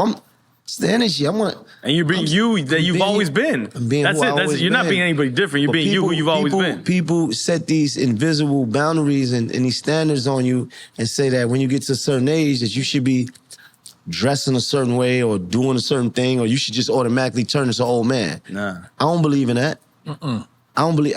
Why? Why? Like, should we stop wearing baseball hats? Yeah, they hate. Should we stop wearing Timbs? They hating on my hair. Oh, they be out there. I see them. They hate on your hair. I hate on my hair. The fact that you, I got that too. Yeah, definitely. Yeah. But y'all painting the shit. Right. You definitely paint. You got to put very different. Little paint. Little paint for later. Yeah. Yeah, little paint for later. Yeah. 6'7", you know. But that's how you know we're fathers. But he should be able to do what the fuck he want to do. Yeah, exactly. Bottom line. Bottom line, he should be able to do what he wants to do. Let's take a sip of that. Let's do it. Yeah, definitely. I didn't plan out to be this drunk. Yeah. We planned out for you to be this drunk. You planned it? Okay, got it. Got it. Yeah, we've been through it. I'm gonna just be honest with you, man. I'm very proud of you, man. I appreciate Continue to do the thing. Continue to smile, man. Absolutely. Especially when you get new teeth that you paid right, for. Goddamn it. We can tell. Let's got it. Yeah.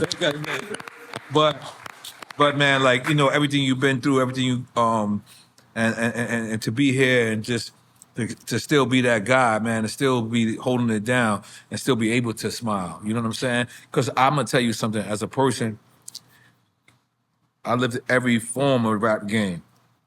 I know how hard this shit is. Yeah. Like even when we at the best of our best, that shit is still hard because we can never turn it in our uniform. The uniform is 24 hours. Because that's how people see you. That's how people see you. And you can never live that down. You can never live that down. So, you know, to continue to be successful, continue to be out there, continue to smile, continue to work, continue to do that. Like, I just want to let you know, like, we admire you, we respect you, and that's why we wanted to give you your flowers. I appreciate that. This shit is real. I appreciate that. And especially, like, being a street person. So, like, when I, like, kind of, like, you know, me, I was researching you, and I kept going back, like, 6 years ago, seeing how many people were, like, baiting you, like, yeah. What I mean by baiting you was like, they're like, yo, Maino is known for this, known for this. So then what I did was I went and I pulled up you on like white people's shows. Yeah. And I said, this thing is smart. Yeah. Because it's like, all right, cool. I seen what like Envy, like that's my man. Envy's my man. Like certain, like when I was watching your interviews, then I watched Vlad, then I watched, and I was, you know, I'm trying to do, you know, I'm trying to be official, you know what I'm saying? But when I see you, and I'm like, yo, you know how to do that. Right. Think about, this is your gift, my brother, if just in case you don't know. You know how to move in different 100%. audiences. 100%. You know how to move in different That's algorithms. a gift, man. That's a real gift, bro. Yeah. Like, don't downplay that. Like, No. don't ever, like, acknowledge that. Like, I was watching you. Yeah. Like, because I wanted to do my job, but I'm like, I'm looking at it and I'm like, that's not something, like, you had to teach that to yourself. Right. That come from, Yeah, my bad. that's a false sense of learning, right? So it's like, I adapt to every room that I'm in, right? No matter what room that I'm in, prison allowed us the time to like read things, study things and shit like that. So it's like, if I'm in a peaceful room, I'm peaceful. Right. If I'm in a room on some bullshit, then I'm with that too. Right. If I'm on a room if I'm in a room that's about progression, Right. then that's what we talking about. That's what we on. Adaptation. Adaptation, right? Being able to adapt. That's the way you stay here. Yep. We ain't always gonna be hot, nigga. Niggas gonna be like, oh, you washed up, you old nigga, you ain't who you used to be.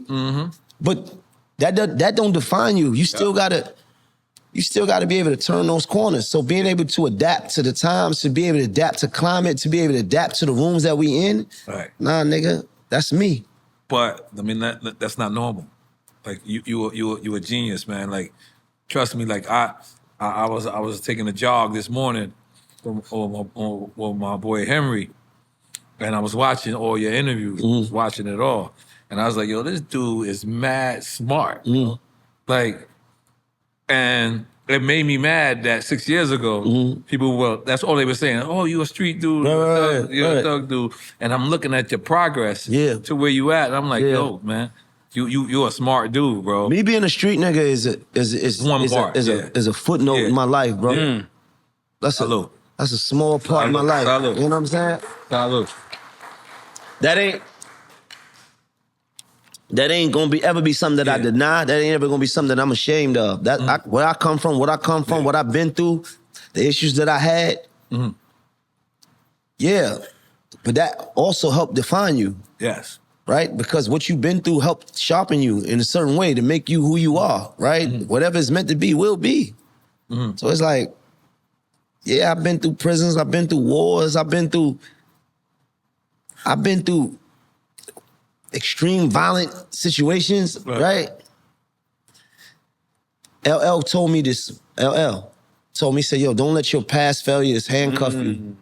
I said, what you mean? He said, man, you might drop a whack album. It won't sell, but fuck that. Keep going, nigga. Act like you did, nigga. Act like you just went platinum. Don't let your past failures, and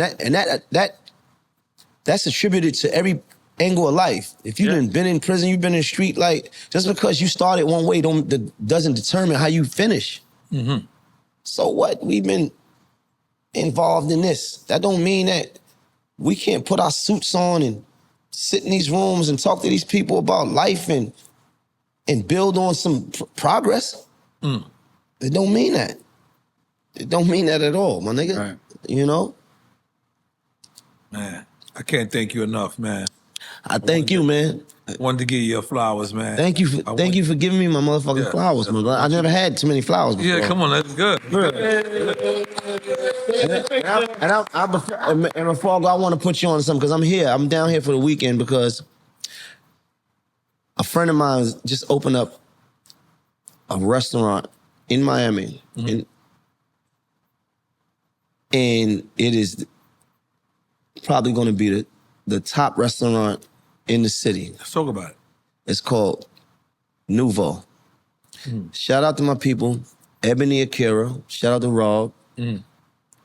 Shout out to Yandy, because she's involved with that. It was Yandy Smith? Yes, big grand opening last night. And this is why I'm down here. We out here celebrating that. You see what I'm saying? Where's it at? It's in Wynwood. Okay. Oh, so it's right here. It's right here. In the area. Right here. It's N.O.R.E. When I'm telling you, the food is good. You like, y'all, come on, I've been to Let's dinner go right with you. now. Come on, I eat, that's all I do. Yeah, we can do that. Yeah. Absolutely. Right we can now, do that. let's go. We can absolutely do that. Man. All right, Yeah, we can do that. All right. Yeah, we can do that. Yeah. Hey, you know, we can do that. Fuck it, let's go. Yeah. Let's do it. Absolutely. Manga high ring bong. Yeah. So, Take the picture. Yeah, Let's go.